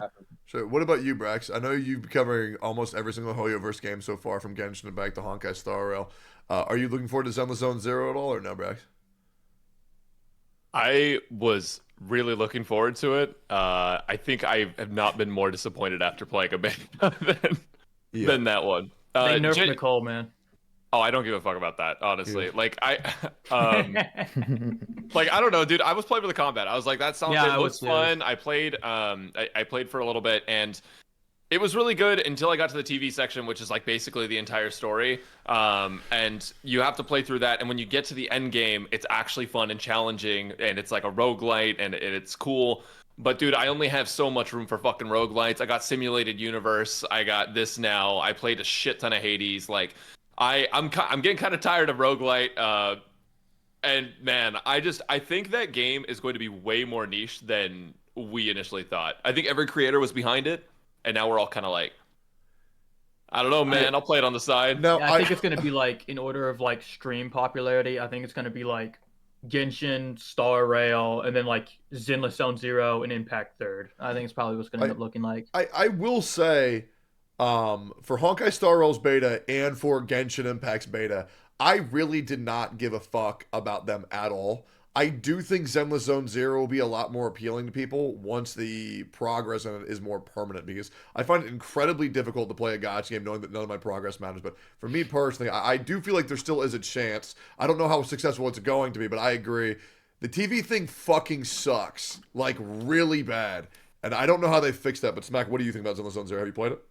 I know you've been wanting to hear my take on that. Yeah. I've been quiet about it because I wanted to get through the game. I'm gonna just give you my unfiltered thoughts. It might take a while. Take your time. I had a different experience from everybody else because I went into it after already hearing every single one of y'all's critiques. So I like went into it with even more patience because I already knew the shit that I was supposed to like be like, oh my God, about. So the TV system, I was prepared for it to be dull. And when I first played it, I thought it was actually really cool and innovative. And I was like, okay, this is actually pretty cool. But then what ended up happening is the TV system ended up being literally the majority way of getting through the game. And so I thought to myself, like, oh, this is what people are complaining about.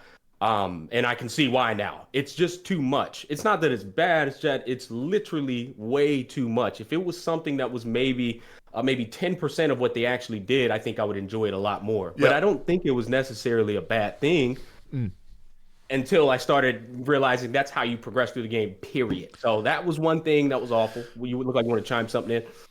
No. Absolutely. I am just very invested in what you're saying. I read people all the time. I say there is something I want to mention real quick. Gotcha, Smack. Hold on. I won't take too much of your time. I will say there's probably going to be somebody in like the comments, like in the Twitch, and saying, "Oh, it's a beta. This opinion's not valid." I think this is probably the best time to point out issues because this is the most likely when it's going to get fixed. I just like to point that out. No, like it's absolutely. not even like hate. Like we all have faith that they'll probably do something better. But like I mean, if we don't point it out, then it's never going to be addressed. So no, absolutely. Right, the changes will never happen. They It will will. not get fixed. The beta feedback does not matter. It is so baked in. It is a primary feature of the game, and there is no fucking way that they will redo it. I'm telling you right now. like the I agree. time and dev time that went in there, they will not rework the game. And if they do, it will have to be delayed years because all progression, quest lines, everything is coded in there. It is a colossal thing. They might as well make a new fucking game. Yeah, I know. But you know, my New Year's resolution is to be more optimistic. So It's not. I'm just telling you right now, optimism is not here. This is business. It will not happen. And me and Avdesh, we've been in this game for a fucking long time. And people believe me, I have no faith, but I like to pretend. Yeah, but Genshin Impact, people are like, oh yeah, they'll change it when it goes live. No, they didn't. Honkai Star, oh yeah, they'll change this thing. People are like, no, they fucking won't. They won't. What were you saying, Pokey? Yeah, I have a silver lining, which is Cope. the story TV, right? Yeah, it's pretty bland. But something to consider is that the Zenless Zone Zero, they only added the simulated universe version, which was the Holo Zero thingy, right? They haven't added a MOC version of it yet, which is like the actual endgame. So in my opinion, when that mode eventually gets added in, maybe instead of like doing the simulated universe, players just straight up fight the boss 1v1 like immediately. Like that is their endgame. Because there's this one little node which is like left empty. So that might be a way to, just a silver lining. Because I feel like the story is really boring, but pretty much Honkai Star story, when I played Honkai Star, it was also pretty boring. It was just like going through the mobs, the content, you skip all through the story, and then the fight itself was very, very boring. But the actual endgame of Honkai Star was Simulated Universe and MOC. So if Zenless Zone Zero also had pretty engaging endgame, like their version of Memory of Chaos, I think that would be pretty decent. But yeah. Yeah, how many people are gonna reach that end game if like the first lap though isn't very entertaining though? That's it doesn't even exist. Like the Memory of Chaos, it doesn't even exist in the beta. They only had the Simulated Universe version. So... What Solo just said is what I was just getting ready to get at. You have to realize that they've already established Genshin Impact, Honkai Star Rail, and now we're in a day and age right now where there's no longer like nothing to play. There's a lot to play out there. So it's competing with time from other games. Absolutely. And when you can't get through the earlier phase, like people love to do this as the copium product. They say, oh, when we get to end game, well, a lot of motherfuckers might not even make it to end game because that is a hack and slasher. And what is a hack and slasher without any challenge or technicalities? It's just a a dead fucking hack and stick. Yeah, exactly. So the problem is they have to fix that shit from the beginning. But like MTAS said, there's already been resources and budget accumulated in what they've already delivered you. So I don't see how the fuck they're gonna actually change up that dynamic in the time they have. Go ahead, MTAS. Did you hear about like the video I made about how I kind of roasted the game, and then the other guy made a video about me and said I'm wrong? Did you hear about that? No, I haven't. Videos on Oh my god! Wait, I saw the whole thing, but go ahead, MTAS. Well, the thing is like I argued, I was like, the combat's boring. I wasn't a big fan, yada yada. And he's like, yeah, well, you didn't even get to level 15 to get the element system. And I'm like, what? I don't care. What are you talking about? And so it's like, what do you mean? So apparently there's like a elemental application system, but you don't get it until like level 15 or something like that. And it's like, bro, I don't even want to fucking keep playing the game to unlock like a core system. And I understand maybe I gave up early, but I was like 3.5 hours in, and I was like, and I know I dicked around and talked to chat, but I was like, that matters though. I fucking agree. I was so upset, and then I heard about that, and I was like, okay, well maybe that would change my opinion, but if I have to play that long to like unlock a core mechanic of the game, like I feel like they've messed up a little bit. Diablo had the exact opposite problem. Going through Diablo was great, but getting to the end game was horrible. Whereas this has the exact opposite. It's going through the game is horrible, and maybe the end game is great, but going through that game fucking matters, man. And I fucking hate the argument like, oh, it gets good later, like, because it doesn't matter how far you get in the game, like, and even if you beat it, like, people are always gonna be like, oh, you didn't do yada yada yada, so your opinion's invalid. I shit you not. I have a buddy, Isaiah, love him. He's a twat sometimes, but that's all right. I was playing some Dragon Ball Z game on Steam, Dragon Ball Z Kakarot. I did not like that game's combat, like, at all. Like, one-on-one, it was amazing. Like, but then, like, it would throw you against, like, 3 enemies at the same time, and it sucked ass. And I was, like, halfway through the Cell Saga, the game ends at the Boo arc, and he was like, yeah, you didn't beat the game, so you can't hate it. And so I proceeded to go back and beat the game out of spite. I sent him a screenshot of the end credits, said this game sucked ass. Like, I hate that argument. Like, if I play something for 10, 15 hours, I can have an opinion on it. Like, it's not a matter of seeing the end credits. I think the defeating thing is the fact that the game, as all their games, has a good fucking foundation. But that's the problem. And that foundation leads people to believe it's going to get better, but they already broke their trust with Genshin Impact's in-game. Honkai Star Rail is the silver lining here because they have done a good job with Honkai Star Rail in-game. But people are already invested in so many things with time avenues that investing in that game is a big if after all of the bad. Chat's allowed to say whatever they want. Okay, if chat wants to say somebody's yapping, they can say whatever the fuck they want. There's already so much invested in. Like, yeah, I think chat's being funny as fuck. They can have their opinion whatever they want. Is Just this relax. actually worth it? Or Wilds is right around the corner, or the fuck Grand Blue Fantasy's around the corner. There's other games to play. Which is probably not going to be Project good. Blue and Weather Waves, you name it. But that's my thoughts, Tech. I mean, there's a lot I could talk about it, but here's what I will say. I'll boil this down. Y'all know what I did to try and get into that beta. I was really, really fiending to get into that beta, and I finally got in. But I haven't touched the game past the 3-day mark, and like, well, they closed it. Something... They closed it a few days ago. Well, yeah, but even and I didn't even know that. But like, a beta should be something that you should be trying to play until they close it, and it was the exact opposite experience for me. I just stopped. I said, yeah, man, I had enough. Like, and it's not, and again, it's not even just you. It's just like, I literally have a server designated in my channel for Zenless Zone Zero on my Discord. Literally, the only thing anybody's posting that shit for the last like month is literally just like the sleeping emoji, like ZZZ. That's it.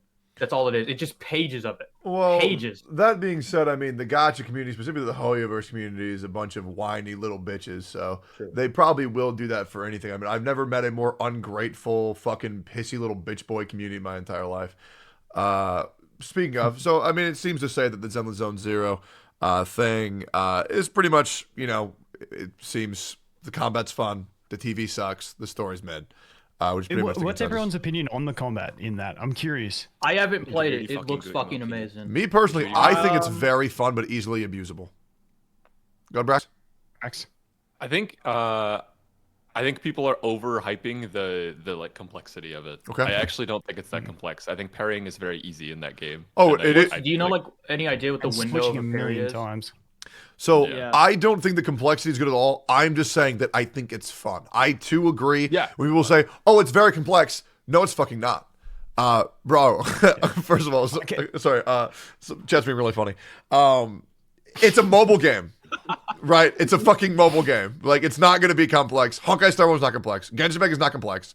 I don't want to sit there and hear some other fucker talk about how smart he is because he uses Zhang Ling for another fucking team comp. It's like, oh, dude, no way. It's supposed to be simple, but it's supposed to be, like, fun.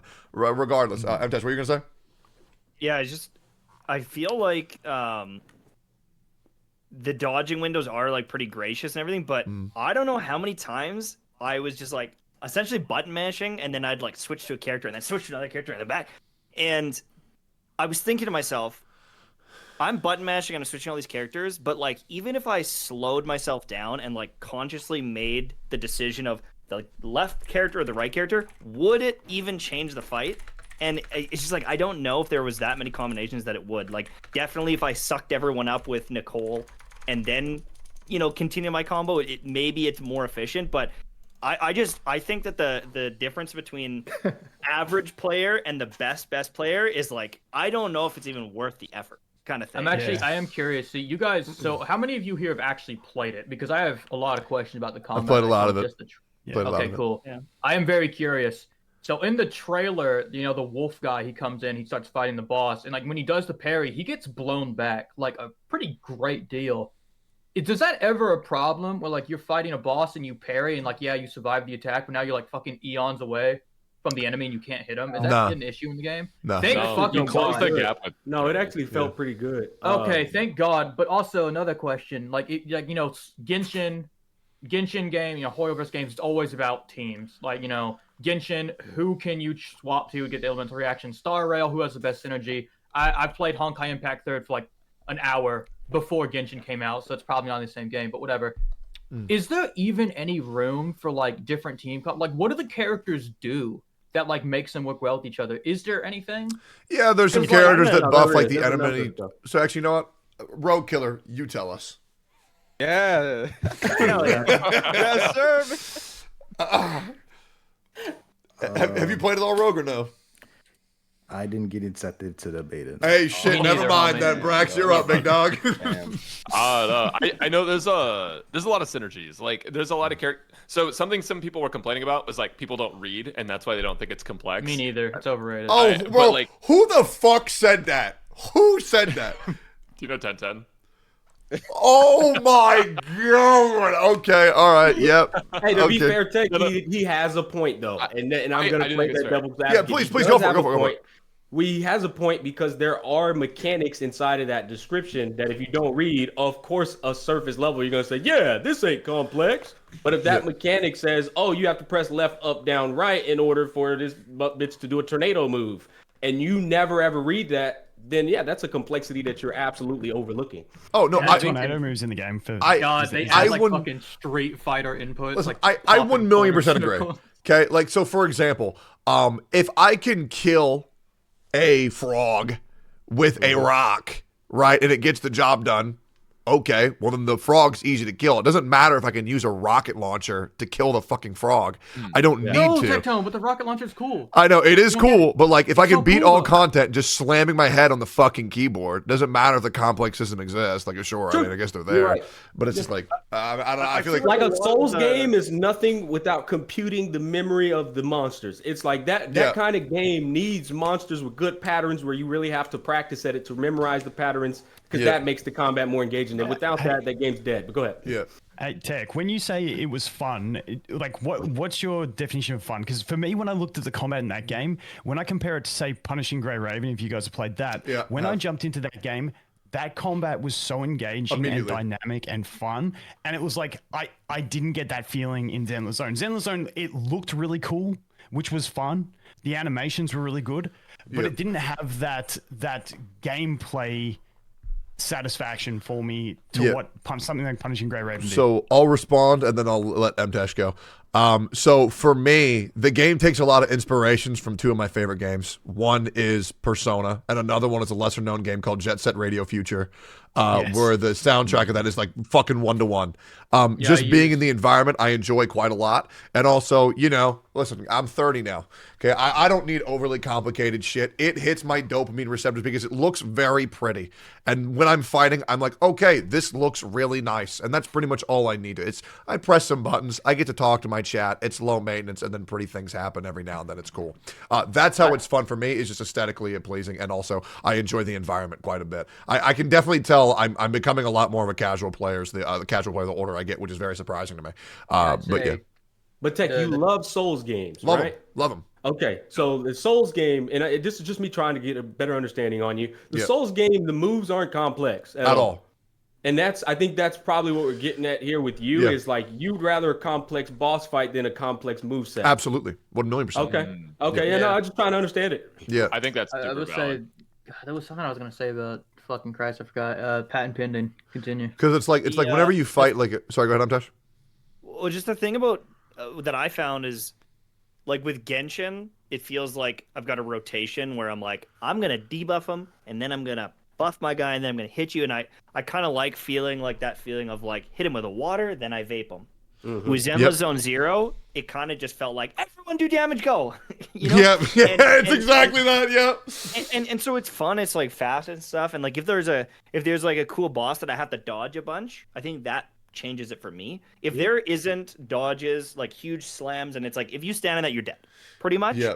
Then I won't like the game because I don't enjoy the combat. But almost like that Dark Souls vibe is like using my little claymore 15 times in a row and dodge rolling for some reason is fun because I have to learn the patterns of the bosses. So I think Zenless Zone Zero needs that, or else I'm out. Absolutely, punishing is 100%. a crucial variable for it. Go ahead, Ted. Yeah, like for me, one of my favorite franchises besides Dark Souls is Monster Hunter, and it's the exact same deal. Okay, No way. Yeah, I love Monster You Hunter. like Monster Hunter? Oh, yeah, it's one of my favorite games. I've been playing since like 5th grade. Holy shit. I Yo, game yeah, like boys. nobody. Like literally every fucking day, I open up like my home, like my Discord home because of the UI update, and it's always like at the top of the list. Tectone's either playing fucking League of Legends or Monster Hunter. Yeah, it's always one of the other. Super good. And I think it's Yo, my name came from Monster Hunter, like Mr. Pokey from Pokey Village in Monster Hunter. Oh, that's sick. Always got a really song playing in the background. Yeah. Yeah, I thought it was Pokemon, to be honest, or Pokemon. No, it's Pokey, like Pokey Village. Oh. And the Pokey's Village theme song and all that kind of stuff. Yeah. Yeah. What's your favorite weapons in Monster Hunter? Oh, I play everything, bro, but for me, probably My hammer. Charge Blade all day. Yeah, Charge Blade is a man's class, I just want to monkey. Charge Am Blade I- is too complex for me. Am I a bitch for playing Insect Glaive, or is that not? No, that shit goes hard, I bro. think you're a bitch Just if for you the played friends. Insect Am I a Glaive bitch in for not playing World, the but game you're at all? Giga Chat if you play it in Rise.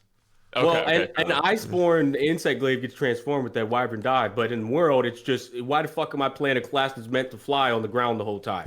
Don't make no sense. That's so cool. That's so cool, guys. Everyone here plays Monster Hunter. That's so cool. Yeah, but hammer's just it's the fucking best. But yeah, I mean, is there anything else we need to talk about for Zenless Zone Zero? I feel like it's pretty over Head-ass shot, right? class. Because it just make the fight. The other thing, Go ahead, Box, real quick. Oh yeah, I kind Yeah. of phased out for a And then while. Have y'all talked about the titty changes? Like, the titty changes? No, no, I we mentioned it can't. as a joke, but if you think it's a big deal, go ahead, homie. Yeah, go ahead. No, I was about to ask you, Tectone, because you made a whole fucking video about it, right? Do you actually That's care called about her that feet? dude. That's free nice. content, maybe. Do I care about Yeah, did you Nicole's actually titties care? being nerfed? Yeah. Unironically, yes. I really don't like Right, when really? companies step in Like, and who change you talking things. to? Like I remember like okay, I was annoying as fuck when I played Genshin, and when you used to put in the beta, you could climb the mountains and you could stare at the ass. Okay, now I'll be real, doesn't matter. Okay, I'm 30, I can't jerk off to in-game models anymore. The porn's gonna look the same regardless. The only thing that bothers me is I know at a point that is what the artist wanted her to look like. I don't like censoring artistic freedom. If they wanted her to have big tits, let her have big tits. It really doesn't fucking matter. What's annoying is saying, because I'll be real, okay. I know a lot of chicks with huge fucking tits. Okay, and then they're saying, oh, these people don't exist. It's too over-sexualized. Girls with huge titties, oh, they look so stupid. It's just big boobs, bro. It's an artistic decision. I don't see the problem. Yeah, I really don't see the issue. I find it annoying that I know the artist at one point wanted her to look like that, and then they said, no, we can't because big boob girls don't exist. I'd say like I know it's one thing. Like, it's like the problem is like people see like big tits and they go, oh hell yeah, that's my Saturday night plans right there. But I mean like. You know, most people, functioning members of society, not that there's many of those. We see it, we just go, oh, okay, it's a girl, whatever. Yeah. Like, there's nothing inherently wrong about it. That's the What weird I thing. heard, and this is I don't fucking live in China, but I hear in China Yeah, there's it's not a China lot of big titty censorship women. stuff. Oh, shit, maybe. Is that it? I got no idea. That's what they base this off of. They base it off of China's I don't know, like women and how they're designed, I guess. Yeah. I mean, yeah. When I went to China, I didn't see any fucking blue it. demon girls either. But Yeah, they still have those in the game, so I don't see the problem. I never agreed with that. I mean, it's the same thing with why ain't more black people in the damn game. Oh, there's no black people in China. Well, bitch, it's a whole world out there, though. It don't make no sense to me. Yeah. So, Yeah. But yeah, it's a dumb argument if you ask me. Yeah, there actually is very little black people in these games. It's actually insane. They have like what? The fact that Daya has like the darkest skin tone is crazy to me. Yeah, Daya, and then what's the name? Xing Yang. Yang's And they made her hurdy hoo. Look at me. I'm the wrong character. Yeah. What the fuck? Yeah. That was like fucking Yokai Watch 3 like levels of dumb shit. Yeah. Dude, I know nobody probably knows what Yokai Watch 3 was, but like, dude, they made that game. It was like a Japanese game. It was basically like Pokemon over in Japan. I love for a little Yokai while. Watch. Dude, it was fucking funny as shit because like they were like, okay, well we need to capitalize overseas, right? So what we're gonna do is we're gonna make the most casually racist game on the face of the planet. Like all of the third yokai were like based on America. It was so funny. Like everybody said howdy. It was amazing. It was the greatest thing ever. Box, I love that dumbass localization shit. It's amazing. Box, were you going somewhere with Nicole's big tits, or why were you trying to pick my brain on that? Oh yeah, I was just trying to say like gameplay. It doesn't matter. It's not gonna like stop you from playing the game, right? Oh no, absolutely not. I just love Okay, bitching. okay. You just Yeah, no, I love bitching, but Again, also, Tectone's being honest when he does care, because I DM'd him after I saw his video. I'm like, dude, are you fucking serious? Do you actually care, or is this just content? He goes, no, I'm fucking dead serious. No, I'm serious. I think it's bullshit, but I'm still gonna play. Like it's so fine. hard to tell with you, Tectone. Oh, like, I know. sometimes you do shit for content, and other times you're dead serious. Like you put out a tweet and like, yeah, I need to get my life together, and I thought you were fucking joking for the longest time, dude. I'll be honest. Oh no, So I've been hitting the gym every day for the past 2 months now. So yeah, I'm Get proud in of you, there, homie. big dog. Get in there. Yeah, it's a lot fuck of fun. them up, dude. I go in there, I play TFT, and then I grind. I was working out with Canute the other day. It was a lot of fun. All right, so I'm letting you all know. Once again, thank you all for being here. We're going to the controversial topic. I'm asking a question. Okay, you don't have to answer. Okay. I'll just sit on the fence again, mate. It's all right. Yeah. So I was in a bit of controversy the other day. There was a Genshin Impact content creator. Oh, I was part of this too, by the way. Yep. There was a Genshin Impact content creator that made a breedable tier list and did characters like Klee and Chi-Chi and Nahida and put them in S tier. Okay. I'm a 30-year-old man. I don't get this. Okay, for 24 hours I was trending on Twitter because I said lolly porn is bad. I'm genuinely wondering. I don't get it. So I'm wondering. I was told this in mass, not by a little, by a lot. Trending on Twitter, it's a lot of people. I was told that Hoyoverse panders to lolicons, and I'm curious if you guys would agree or disagree with that statement. No. I have a couple things on that. Yeah, go ahead, the Vulcan. first one is when you say you don't get it, it's just the way I don't get the way people like look at like the tits as an issue. Like that's like the next level down. So I feel like you're on this mid level. I'm on like this other level where I don't even get like the attracted to gaming character. Like it's just weird to me.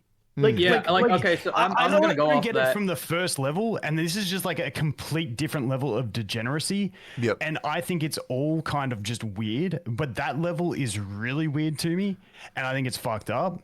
But I also think that when they design games, they are catering to those type of people because if they exist, it sells. They Can't so like it's understand, funny like, to me because I don't hentai. find what you Like saying? how people can jerk off to that. Like it literally doesn't make sense to me. I'm like, Yeah. it's like a cartoon anime character, but some people love it. Like Tectone over there, he loves that shit. Yeah, I don't get it. So But it's like I cannot even fathom that. Yeah, so what was crazy was I'm a Coomer. I followed over 900 hentai artists on Twitter. Full disclosure. Fucking base. Yeah, there was a little thing. I was going to start a channel with another content creator. I'll keep them nameless. Where I was going to do hentai reviews. And to be honest, I'm probably still going to do that, but I'm just going to put that on my main channel now. Yeah, you should get Nux as like a co-star for that shit. He eat it up. Yeah, me and Nux, we used to talk a lot. I want to hear something here, Tech. Yeah, I actually have. So, Imtash and Vulcan, you're telling me that you don't find any attraction to these anime girls that are literally shaped like real life women, except perfectly. Yeah, I call cat. when You don't find Kafka- any attraction. I literally disagree with this. Now, if you want to like say, "Oh, I'm married," I'm not about to go in and say that. I respect it, but I refuse to believe. Yeah, I refuse to believe here's that the you're thing. not Here's the weird thing. attraction there.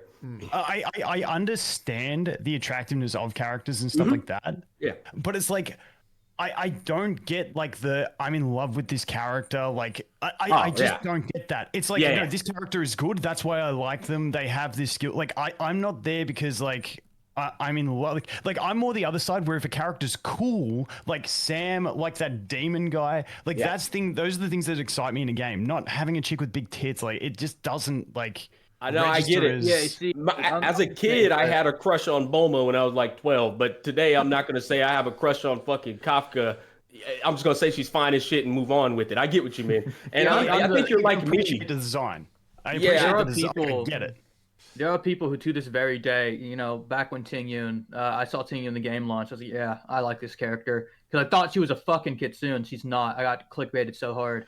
Yeah. But people to this day think that the reason I don't like Ting Yun is because like she died and because she was my fucking wife and like I beat off to her every day. In actuality, I don't fucking care. I don't really see digital characters and go, yep, that's my wife. I just go, okay. I mean, they're kind of attractive, but like to this day, there are people who think I'm like emotionally distraught that the pair of fuckable looking pixels died. Like, man, I don't give a fuck. So like, I mean, it's kind of like a level of like, there's a certain point where it's like, okay, well, I find them attractive. Like, oh yeah, that character looks hot as shit. And there's like the one below is like, I would fuck this character. It's like I want to get to the root of this though, Yeah. Vulcan. I think on a fundamental level, it's coming from people who, and they thought I was disrespecting them, but I think it's coming from people who get no play or never talked with the other's opposite sex. And so obviously that's the whole purpose of the concept of Hoyoverse. They wanted to give that person a vicarious lifestyle through the protagonists and the women in the game. And it sounds fucked up, but it's the truth. Like that's I fucking love this guy. He speaks back. Goddamn. Whereas with me, Vulcan, and you, as kids, boys growing up, we always wanted to be the superhero. And that's why I love the male characters. Like, I know Tech doesn't give a fuck about them, but me, I can't be a superhero in real life, at least not in the aspect these fuckers are in the game. So I live through them because they look cool, they can power up, they do all this badass shit that I cannot do. And that's why I enjoy playing with those characters. So again, I think it all comes down to the psychological aspect of it. Go ahead, Imtash. I'm gonna hit you with it. Ready? Yep. Yeah. Just let me cook for a second. Yeah, take all the time, man. All right. So Just don't burn it, bro. I don't jerk off to hentai. Okay. But when Okay. Kafka puts her boot up on the wall and the guy in the trailer, it's like, damn, right? And it's like, I wish that all were right, me. all right, Yeah, I know. that's hot. It's like, yeah, like if my wife did that to me, all right. Mm-hmm. I can recognize Samus Aran is hot, but it's like, I want to get my wife a Zero Suit Samus cosplay. Do you know what I'm saying? So like, I'm at that stage. I've never had. But at the same time, just hold on here. So, Yeah. my understanding of like the pixels in the anime is to the extent of I can understand why people find it hot, but I just don't personally find it hot.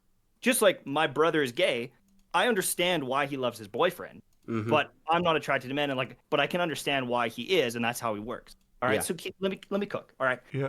Now, when I understand my interest in the anime characters, and I understand my brother's interest in men, I understand there's different fetishes and there are different things.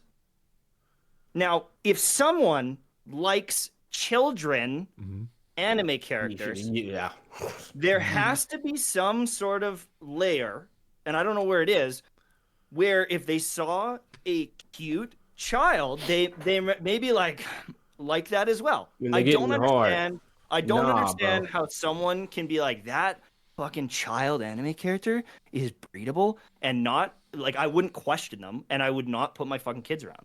Like, yeah, okay, cool. Thank you. If you're watching lolly porn or whatever you want to call it, or you're watching animes, and if you find Klee attractive, you are an issue. Like, in my opinion, like you're fucked. Like, you are absolutely fucked. I've got children. I would never ever let my kids around you. If I found that on your computer, and you were near my kid, it would be like bear mode would act. I'd be like, oh baby, like that is like, it is a clear wrong. What I'm about to post inside of this little group chat we have is an actual comment I got in my video where I said, "Hey guys, maybe we shouldn't be condoning the guy creating his brand identity around wanting to fuck kids in Genshin, right?" Mm-hmm. And this was an actual comment I got in defense of him. Now there was multiple like this. And like I'm kind of looking at this and be like, what fucking point are you at in your life where this is a genuine defense? This shit like, and I had another comment, and it was basically a guy saying maybe instead of being jealous, this guy has like similar subs to you. You should learn from him and make good content like him. Oh, that's some deep shit or there, maybe bro. like the guy is literally making that content because that's the only way they can get views. No, I Yeah. would like to say this, okay? If you have the opposite opinion, no one here is going to attack you, okay? I'm asking for a genuine, open discussion. If you have the opposite opinion where you think it's fine, I would love to hear your opinion why. Okay, the lolicon community is very big on the internet. I am not a part of it, but I was shocked how I got on trending for saying that I think it's bad. Vox, what do you want to say? I was shocked that I was not only in the comments where I made that video. I was like, "Hey guys, maybe we shouldn't condone this." I was fucking surprised that I was not only in the minority. I was not only. It was not only a controversial take, but I was somehow in the minority and being fucking ratioed by everybody in the comments. True. That's what I don't understand. True. Vox, what do you want to say? Oh yeah, have y'all? How many of y'all have actually seen the video that like the videos that guy makes, Brand? Yeah, I've seen. Yeah, you. I've seen Bro, a few. I haven't seen that shit is disgusting, bro. Yo, the way he talks about like ho and like just he makes it. He only talks about the lolly characters too, which is like it's so weird. Like he's talking about like their armpits and shit, talking about breed up with bro. I could not watch the entire thing. And I don't know, like people in the comments. I was like, "Oh, it's satire." You like, this for starters, there's truth in jest. But even then, if it was satire, he wouldn't be doing it for like months straight. Yeah. And what's that guy that does like this character shit? Like you always watch him? Ingo, Ingo pulled me aside. Like that is satire. Like that's trolling. This guy is just like he's just weird. He's just wait. M-Tash, didn't you fall for one of Yango's videos? I just didn't do the math. I just did the math. I was like, oh, like E6 serval is better than Jing Yuan. It's like, all right, fine, I'll just use my E6 serval. And that's why I really wanted Yango to be here, because I know he put out a tweet the other day that said maybe the people who are looking for pedophiles and everything are the real pedophiles themselves. And he sent me. I really wanted to talk about that. But real quick, let Brex go quick. Brex, what do you want to say? So yeah, I was just gonna answer because your initial question was like, it's like, do you think Genshin panders to that or like caters to that audience, right? And I personally don't understand how their portrayal of kids in the game can pander to that audience, because it's not like it doesn't feel like Genshin is sexualizing the kids. They're very much like just kids, right? And like debatably, like I could see the argument for someone going, oh well, Nahida has her fucking feet out. Right? Like I could see why people would think they're pandering to that audience. I don't understand how you can even connect the two though.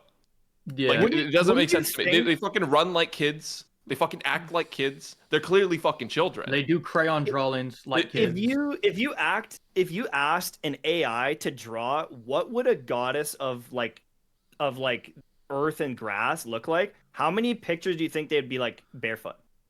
I bet you it's a fucking lot of them. You know what I'm saying? Yeah, like fucking Yggdrasil, like human interpretations of Yggdrasil is like fucking vines on a body. So yeah, they're usually barefoot. I would guarantee it's you ask AI, that's what it would put out. No. So it's like I just look at it like motif wise. It's like she's like a grass goddess that like is like a child. Like it's like So maybe I'm off base here when I hear people say, and I mean this, I heard this from a lot of people. They say they pander to people who like lollies. I would understand that if Klee walked up to the Traveler and said, I'm going to fuck you so hard. Sure, yeah, they're pandering very hard, but they're just kids being kids, and I can't rationalize it. Question on that. Klee ain't acting like Lisa. Yeah, go ahead, Vulcan. If they're pandering to people who... I don't even want to fucking talk about this because it's just disgusting. Yeah. But if they're pandering to people who like kids, then then just being kids is what they're pandering to. Do you know what I mean? Exactly. Yeah, exactly. Well, I think of women, in Tash, I'll let you go in a bit. I think of just like the women who are like, oh my God, she's so cute. I'm like, oh, that's probably the audience that they're marketing. But the reality is a lot more cruel than that. We know who also they're pandering to, the fucking pedophiles, like this dipshit y'all keep mentioning that's making YouTube channels commenting on these children. Yeah. Dude, Go ahead, it is Dash. insane how much he's backed up to, man. Because I've read some of the comments and like, Well, there's a if you go down world out there. Well, because it's all those people that are into that. Yeah. I would did say this on stream the other day. I went to his fucking second most recent video. I sorted by new, and I said, "Yeah, watch this chat." And I started scrolling down. I was like, "Now watch as your faith in humanity withers away before your very eyes." It's fucking crazy. Yeah. What were you saying, Tesh? I would say that the only way it would be pandering is like, have you seen what's her name in Lisa? My Hero Academia? Yeah, Yorozu or no?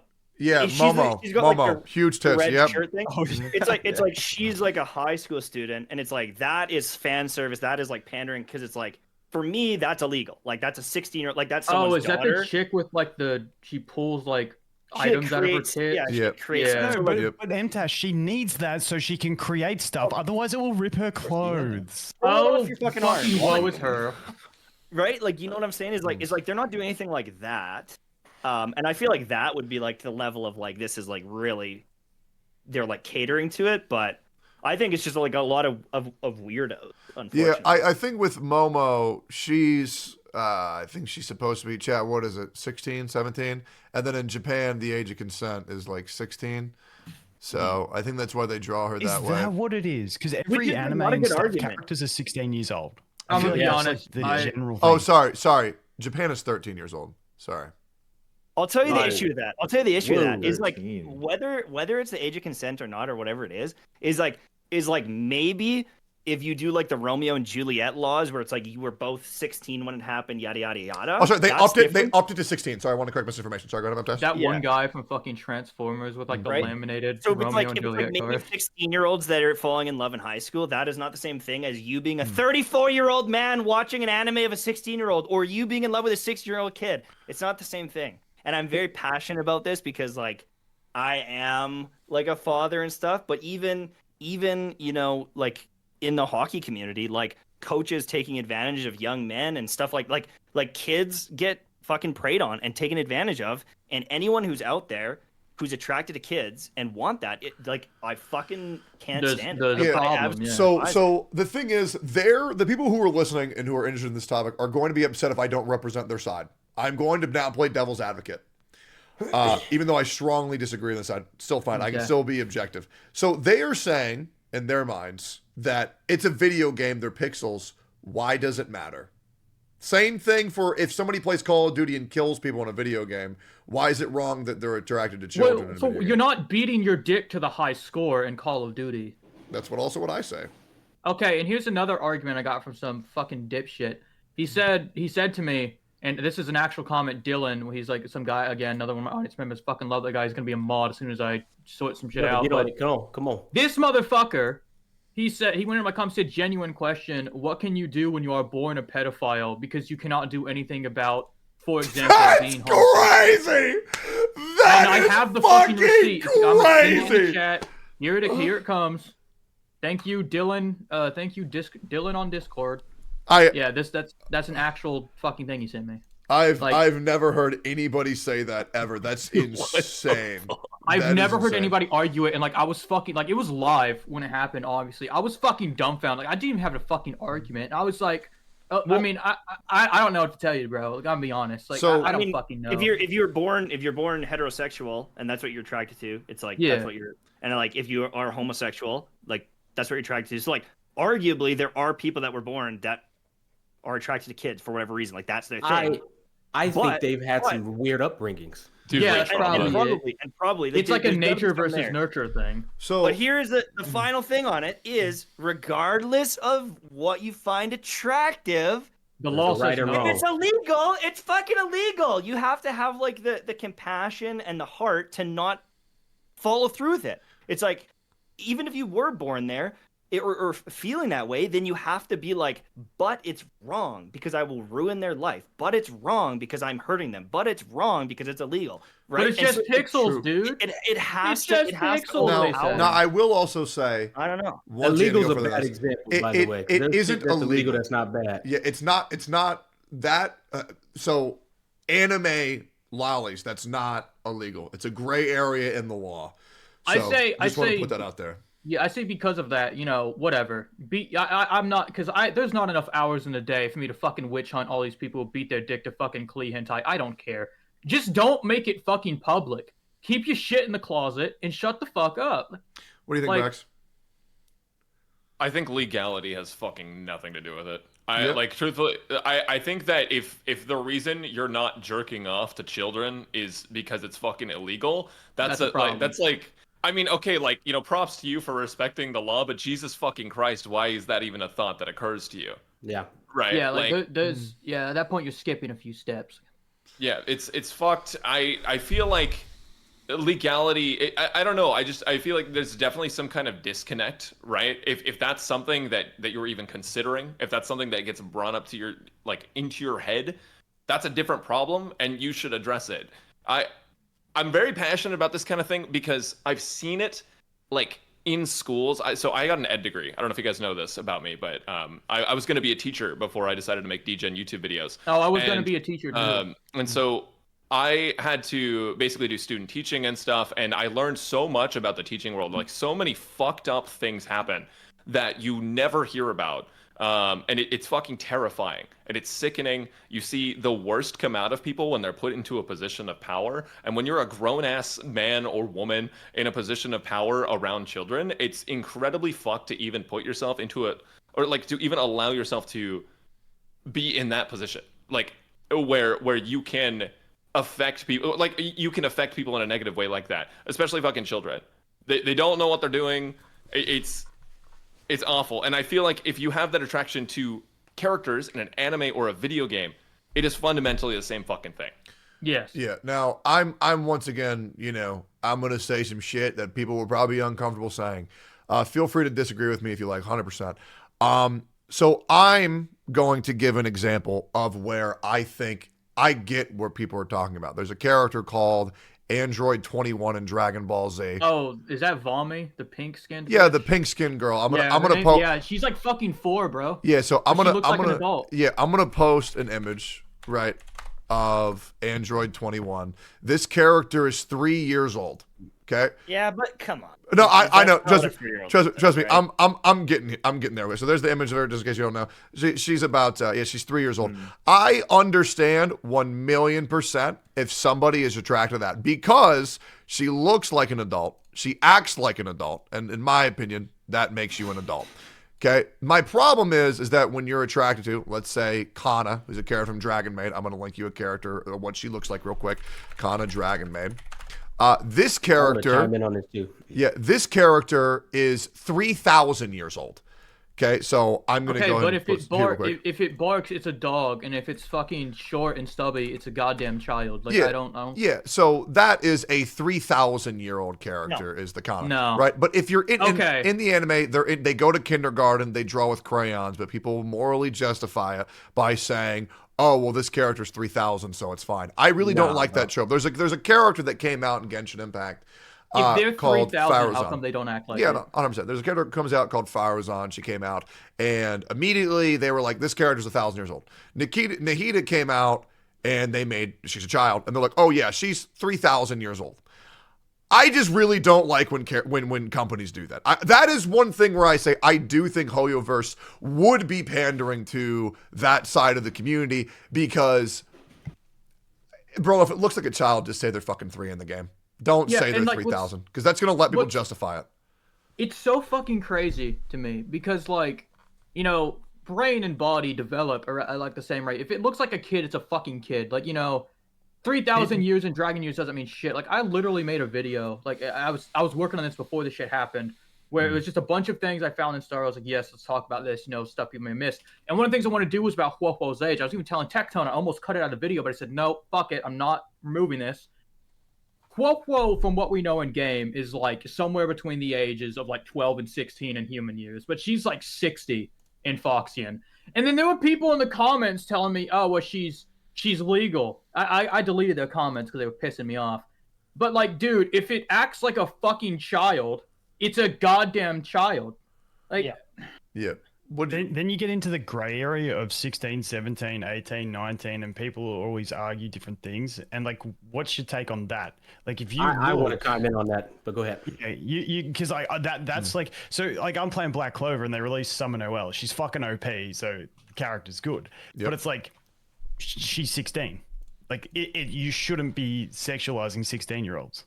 Yeah, it's someone's daughter. Just it's someone's daughter. Exactly. Listen, it's as easy as that. And respect to him, Taz. I fucking wholeheartedly disagree. Here's the issue, and I argued with somebody about this in the stream.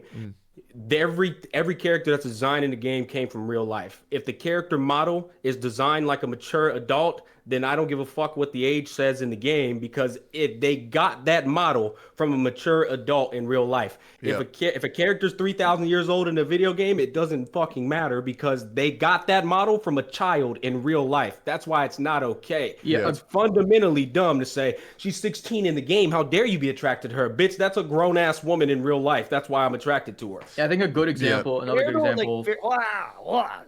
This is I'm very passionate about it. I'm very passionate. Yeah, about it. no, let's go. I mean, I get just as passionate about it. Very fair.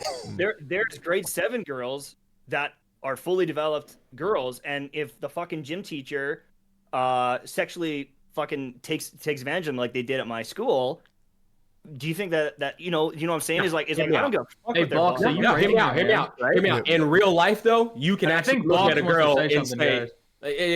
I fuck that. Let me finish this.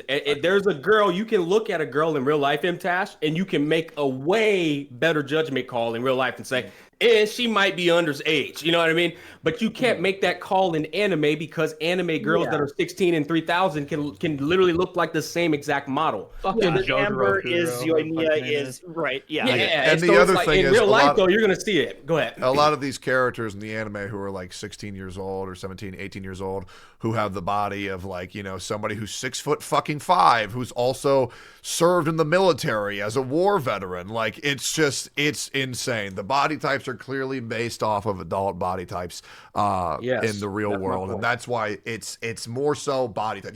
There is not, and correct me if I'm wrong, besides Hasbulla, there is not a 40-year-old woman in real life who looks like Klee. There's no one. It doesn't exist. It's not a thing. No. Right? And like, even if you want to get out of like age of consent bullshit and have a character who's like was very clearly aged down for a child audience.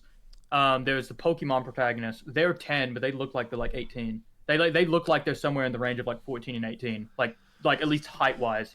So like you have these instances where sometimes it's like, oh, okay, well, I mean, whatever, suspension of disbelief, but even then, like, it still becomes a problem.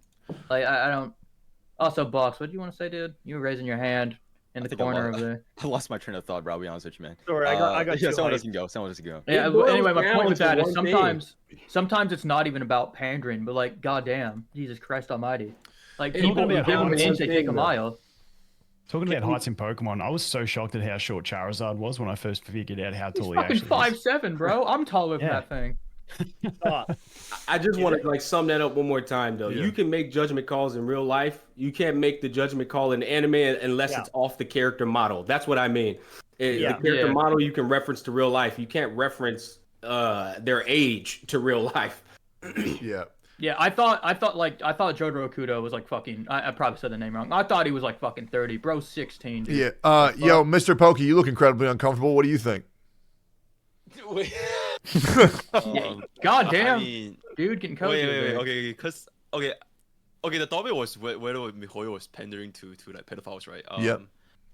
I mean, this is it's a pretty sensitive topic. Then you know what? You don't got to say shit. Then you're all good. No, but like, me personally, I do think that if somebody have like sexual attraction towards like things that look like kids, something is probably not that right.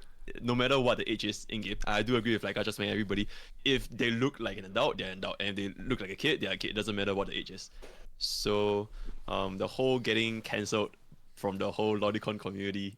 Well, they can't cancel me because any sensible human will look at them and be like, "These guys are fucking stupid." Like they can't do it. They have no power. They have no People respect. need to realize that there's real evil out there in the world. There's real right and wrong out there in the world. But some of these people are trying to enable that shit through these video games, and that is not okay at all. I basically had a guy tell me that liking kids would be okay in 50 years because liking being gay was not okay 50 years ago.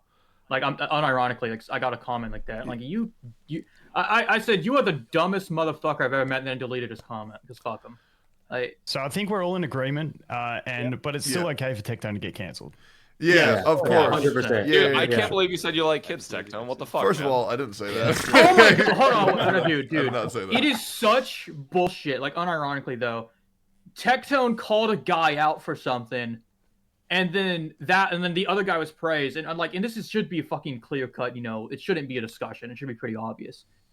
Tectone called somebody out for promoting it actively, got praised, then fucking Tectone, the person who called attention to it, gets canceled. The fuck? Well, okay. So first of all, Tectone, listen, man. You know, a lot of people hate you. Is what it is. Being canceled is basically identity at this point. But like that should not have been like up for debate. What the fuck? Like, no, I will say I'm uncancelable. I don't care what these people say online. I don't care. You know. Yeah, look up Tectone drama. There's 3 results on the first page. Let's go. Yeah, I mean, people are going to say whatever the fuck they want to say. It doesn't matter. I'm not going anywhere. They're not going to remove the ability to, you know, make me go live again. It really doesn't matter, because these people hold no power over me. It doesn't matter. Can I also say one thing on that whole canceling everyone? Like, I also think with all this drama bullshit, because you guys know I don't do drama stuff. Yep. It's all just bullshit to me, because none of it makes sense. It's all stupid. Like, it's all fucking stupid. And when we say like, oh, Tectone got cancelled, it's a very, very small group of people. Like, I don't think everyone is hating Tectone because he said you shouldn't prey on kids. Like, holy fuck, it's just a few people online that make some posts, and then like the whole thing gets blown out of proportion. And then some people who don't even know. Am I wrong on that take? No, I mean, I 1,000,000% agree. I mean, that being said, I did follow 900 hentai artists, and out of those 900, one of them, okay, you ever see Is It Wrong to Pick Up Girls in a Dungeon? Yep. Yeah, or have you ever seen it? You ever see a character called Yoko Littner from Gurren Lagann? Oh shit. Oh yeah. my god. Yeah, what's up, Pokey? Yeah, you think she's hot, right? No, she's Yeah, well, that was like my childhood. Yeah, like a year ago, there was a post of her sucking a big old dick, and I'm like, okay, follow. It's post time skip. Press follow. Year later, now they're posting some real sus ass shit, and then all of a sudden, I'm held accountable for what they're posting. So then I just unfollowed, including all of y'all. I unfollowed everybody on that goddamn platform, because making the take that I'm responsible for what every single person I'm following is fucking insane. It was a big reach. As well as saying Venti is supposed to be a child. I don't get that take at all. How the fuck is he supposed to be a kid? Is like, by virtue, even if you were following, if it was just one person, what's really funny is by like the way Twitter works, because the following system is so weird. You could, if you were following 9,000 accounts, you could literally be scrolling down your feed for fucking hours and probably would never see that guy's post because of how the feed works. That's the thing about it. Okay, would we consider Venti a lolly? Would we consider that? No. Anybody? No. I mean, literally anybody. He's a fucking drunk. I mean, of course not. Oh, but actually, so's Diona. So I mean, if anything, I would say he seems like a teenage boy. Like if I found out someone was doing like videos of him, I'd be like instantly questioning. Like, yeah, that kind of looks like a kid to me. Okay. Yeah. Just the way they carry themselves is very like teenage. And there's some characters that are in that little weird spot, like Silverwolf, for instance. Tech's not a fan of her because he thinks she looks like a child, and he's right to believe so because it is a hard call in anime design. Yeah, it's hard to tell if she's fucking short, like, because it's hard to tell if she's fucking short or just like an adult. Because Kafka refers to her as an adult, but she looks like a kid. What do you think, Box? Okay, respectfully, I don't think Silverwolf looks like a child because the way she dressed is like is way too revealing to be a child, in my opinion. I don't think Silverwolf is a child, but I'm not gonna take that guess. She's literally wearing like booty shorts within like the first 5 seconds of a trailer. Like, Silverwolf's a kid. Yeah, she acts like a kid. She's short like a kid. As far as I know, that's 2 for 3. But here's the trick: there are women out there built like Silverwolf, grown ass adults. Though that's the thing. So that's why I said that's why I put her specifically because she's actually a tricky character in a game. Yeah. What about you, Box? What do you think? You want to go over, dude? I see you raising your hand. So I think it's like a very gray area with like characters like Silverwolf. Like you can never really tell, right? But then it's very apparent when they're literally drawn like a fucking kid, right? Like those. Yeah, like that is when I would say it's kind of like self-reporting because it's so obvious at that point. Yeah. So I don't. That's why I don't think the dude like Tectone called out. That is so apparent. That is so fucking creepy. So that guy should not be defended, man. But I would still say the gray area is like I guess like so. Yeah, the gray area is tricky 100%. That one's very tricky. But like, this guy, like, and even then, like his whole fucking channel, like it's not even just a matter of like what he's doing. It's his fucking brand, his identity. And like what pisses me off the most, he has a fucking Discord server. Like he's making a community for it. And like it only takes one bad actor and shit's gonna go awry really fast. And nobody seems to understand that. Even if you're one of the people who agree with the gray area, I don't fucking care. But then you have this guy making a community around it, all these people attracted to it. And what happens if one person in that community formed on basically liking kids, one of them decides, I'm gonna act on it, then what? You were the catalyst for that happening. And you don't, and you're probably not even getting any flack for it because people support you. That fucking pisses me off more than anything. Community of degeneracy. Yeah. Yes. While we've talked about this for quite a while, I think we've got an idea. Was there any more juicy drama? You seemed like you had multiple topics. Yeah, there was more. There was the Gacha Smack Mr. Pokey, which honestly broke my heart to see two of my friends hate each other like that. What's a TLDR from that? What is TLDR? Because I missed it. Yeah, did Gacha Smack? Here, we'll let Smack take it away. Explain what happened with Ruan May and Bronya. Pokey said I overhyped her, and then he ended up backpedaling a little bit. He ended up backpedaling a little bit, and he said he only says she does not replace Bronya. To which, I can respect that. That's fair. But that's pretty much the brunt of it. But I took it as him just saying I was overhyping Bronya, and Ron May. And I was like, how the fuck am I overhyping a unit that literally can be usable on every team and perform the best on every single team? But did you settle it like adults? Thing. Of course we did, brother. I'm an adult. There you go. Fucking respect. I'm the king of settling shit like adults. Hey, who won the debate? Yeah, who won? Apparently, I know we sound like adults. COVID, so I think he won that shit. Oh, damn. He sent me to the Shadow Realm with his argument. I need to watch that later, man. That's dude. All I'm saying is though, like if you manage to do like a crazy Arlen, like a triple DPS with Arlen. Oh, I'm gonna do that shit soon. If you do I just gotta build him up. I just gotta build him up. Trust. Guys, who wants to start some drama? I need I'm actually. Yeah, I'll fight with you. Why not? You down? Okay. You made a fucking Twitter post. Hey, I saw that fucking Twitter post, bro. I'll start drawing with you right now, man. Wait, which one? Which one did I make? The Jing Lu dissing one, bro. Oh, hell no. You did not diss my hypercarry, motherfucker. What'd you say? Dude, bro, I didn't say she was bad. All I said is that I didn't even watch the video. I'm gonna watch the video today on stream. Yeah. I just saw the thumbnail. I was like, Jinglu, worst fan base? All right. She is. Let's tussle. It's not that she's not good. It's just that she's too good. That like you click E 2 times and you just spacebar and that's her entire gameplay. I know, and I fucking love it. I'm dog shit this game, bro. I need it. Trust me. She reminds me of like Hutao and Genshin. Everyone's just like pull Hutao, right? Like obviously, like there's the whole like if you really follow like meta theory crafting, everyone's just jungling, right? But like I feel like the Hutao fan base is a lot like the Jinglu fan base. They're like, oh, this is the best character. You can't argue with me. Even though like Hutao hasn't like is barely played in comparison to like a lot of other like Genshin characters now, and like everyone just plays Hyper Bloom. Like everyone is still like, yeah, Hutao's the best fucking character in the game. Like you can't take my hyper carry away from me. She's too good. Dude. I was in such a weird position because like I just started playing 2 months ago. I have like no standard of like what the best DPS were for because Jingli was my first DPS. I wasn't Trailblazer. So like now, pretty much to me, she is like, oh, that's the DPS. And I started learning like about Blade. And I was like, oh, but Jingli is better now. So what am I supposed to do? Because I just bought the character. Now what? I think Hutao fucking sucks. Her playstyle fucking blows. Yeah, I love fucking... No, dude, you're wrong. I love having to fucking... the jump cancel so cringe. Cancel. Yeah, no, fuck that. Also, I don't think Jingliu is really that good. I think Bronya is what makes her good. I feel like playing Jingliu without Bronya is a fucking miserable experience. Well, let me put it like this. I don't have Bronya. It's doable. No, sure. It's doable, but it feels so much worse. It's ridiculous. Yeah, I don't have Bronya, and I'm getting my ass beat, so I can get to that. Skill issue. You're right. It is. I'm very open about sucking mad dick at these games. It's not a secret. You have a E2 Bronya? Yes, sir.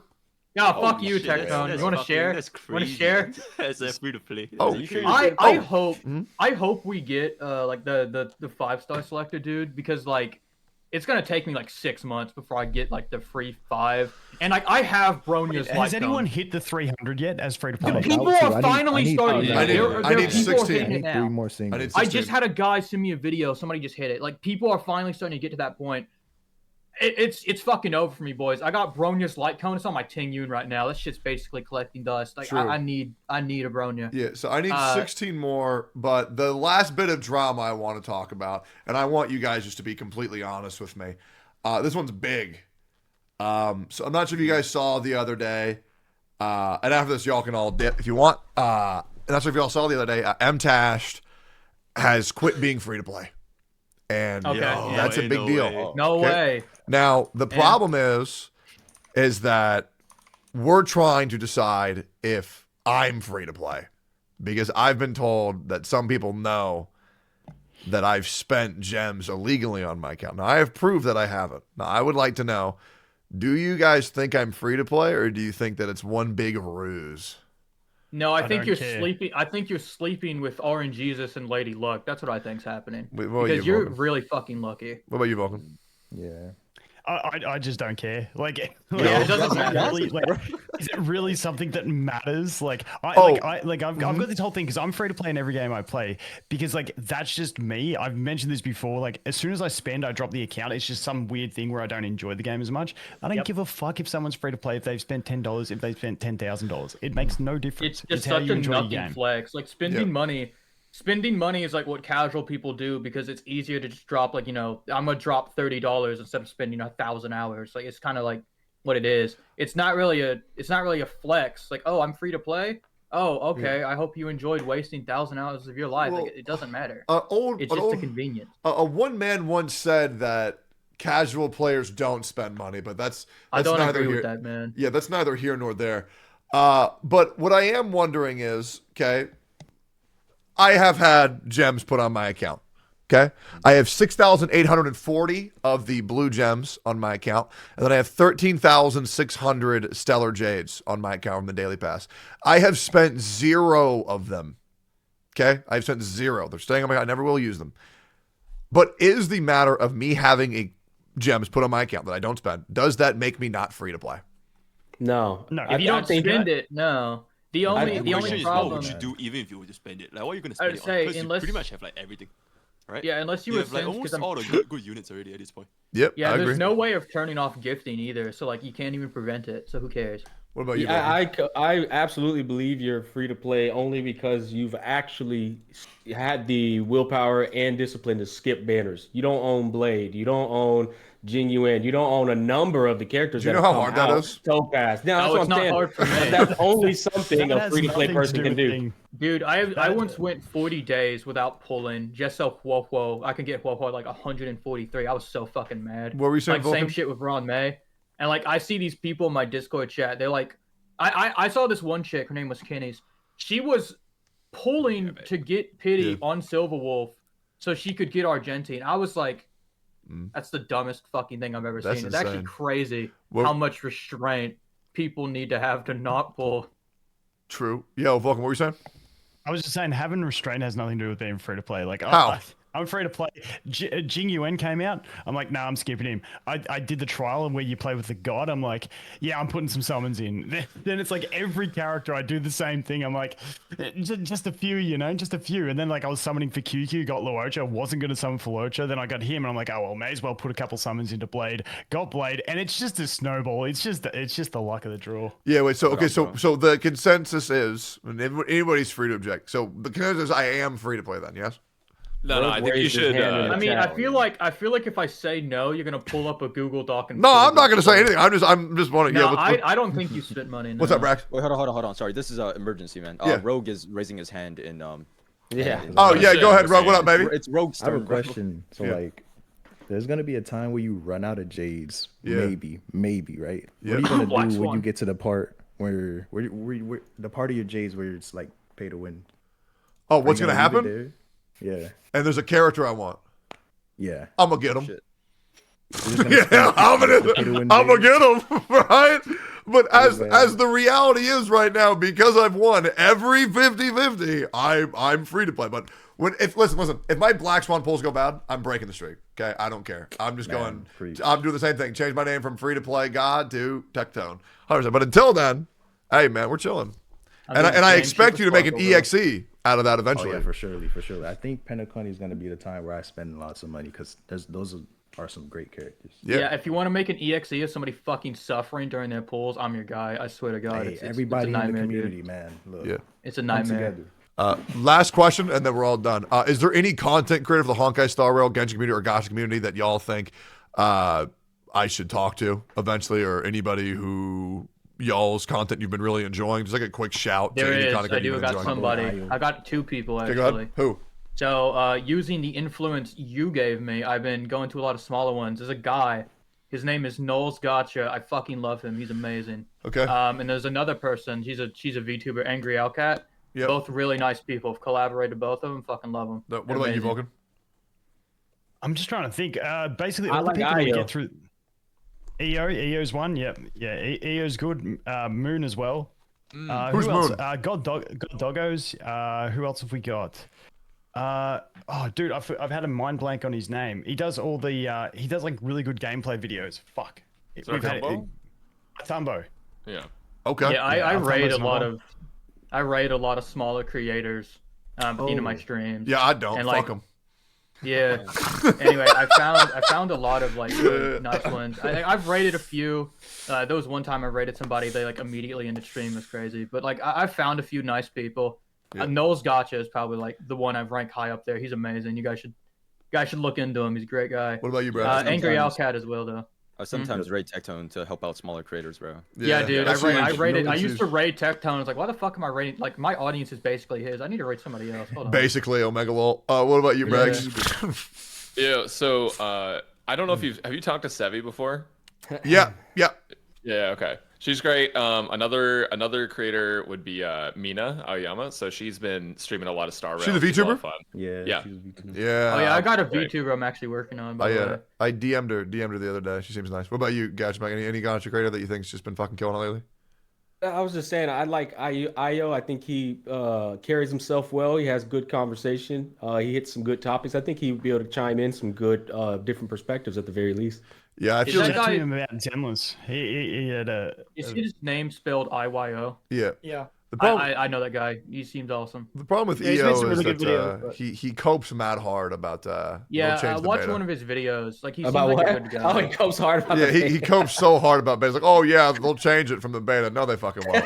But that's why it's even better to get him in here, though. That's very My true. my very first impression of him was like I watched the video and like the title and thumbnail didn't like match up with the content of the video. So when I first saw him, I didn't like him that much. But Damn, I don't like a YouTube lot started of adjusting me people. stuff. He seems like a really nice guy. So What about you, MTash? Any kind of cares you wanted to? Let me see here. That's the only that IO guy's the only one I've really come across. I don't watch a lot of other Yeah, same. creators, so yeah, I don't either. The only most of the people I know from Twitch. There's a Gacha creator here that you guys should check What out. happened to Netgrid, man? Oh, well, I mean, he's getting views doing leagues, so fuck it, Yeah, right? he's doing- He went back to his league. Okay. Yeah, yeah, yeah. I mean, let's be real, okay? 90% of the content creators of this game don't like it anyways. They just do it because they get views, right? Nectar's getting views, so that's what it is. Great Gacha content creator you guys should check out. Zach Rar. Fucking awesome. Like, really good shit. you're helping out the smaller creators. Yeah, I mean, Yeah, he's just, yeah. you know. Yeah, put him on It the was map, it man. was sick when you helped him out with his run. Man. Oh, yeah. Yeah, 2 seconds Oh, to hell, register. good old that one. Oh wait, Yeah. fuck, that's Asmon. I just realized that. I'm slow. My Yeah. bad. Anyways, gentlemen, it was fucking dope having y'all here. Hope y'all had fun. Feel free to hit me up anytime. Y'all chill with me for 3 hours. If you need me for something, let me know. we're Appreciate the gonna fuck play out of all League, man. y'all, and I hope you had fun. I'll see y'all soon. Yeah, man. Okay. Take care. All right, It's been a pleasure. later. Yeah. Well. Take it easy, guys. Peace, boys.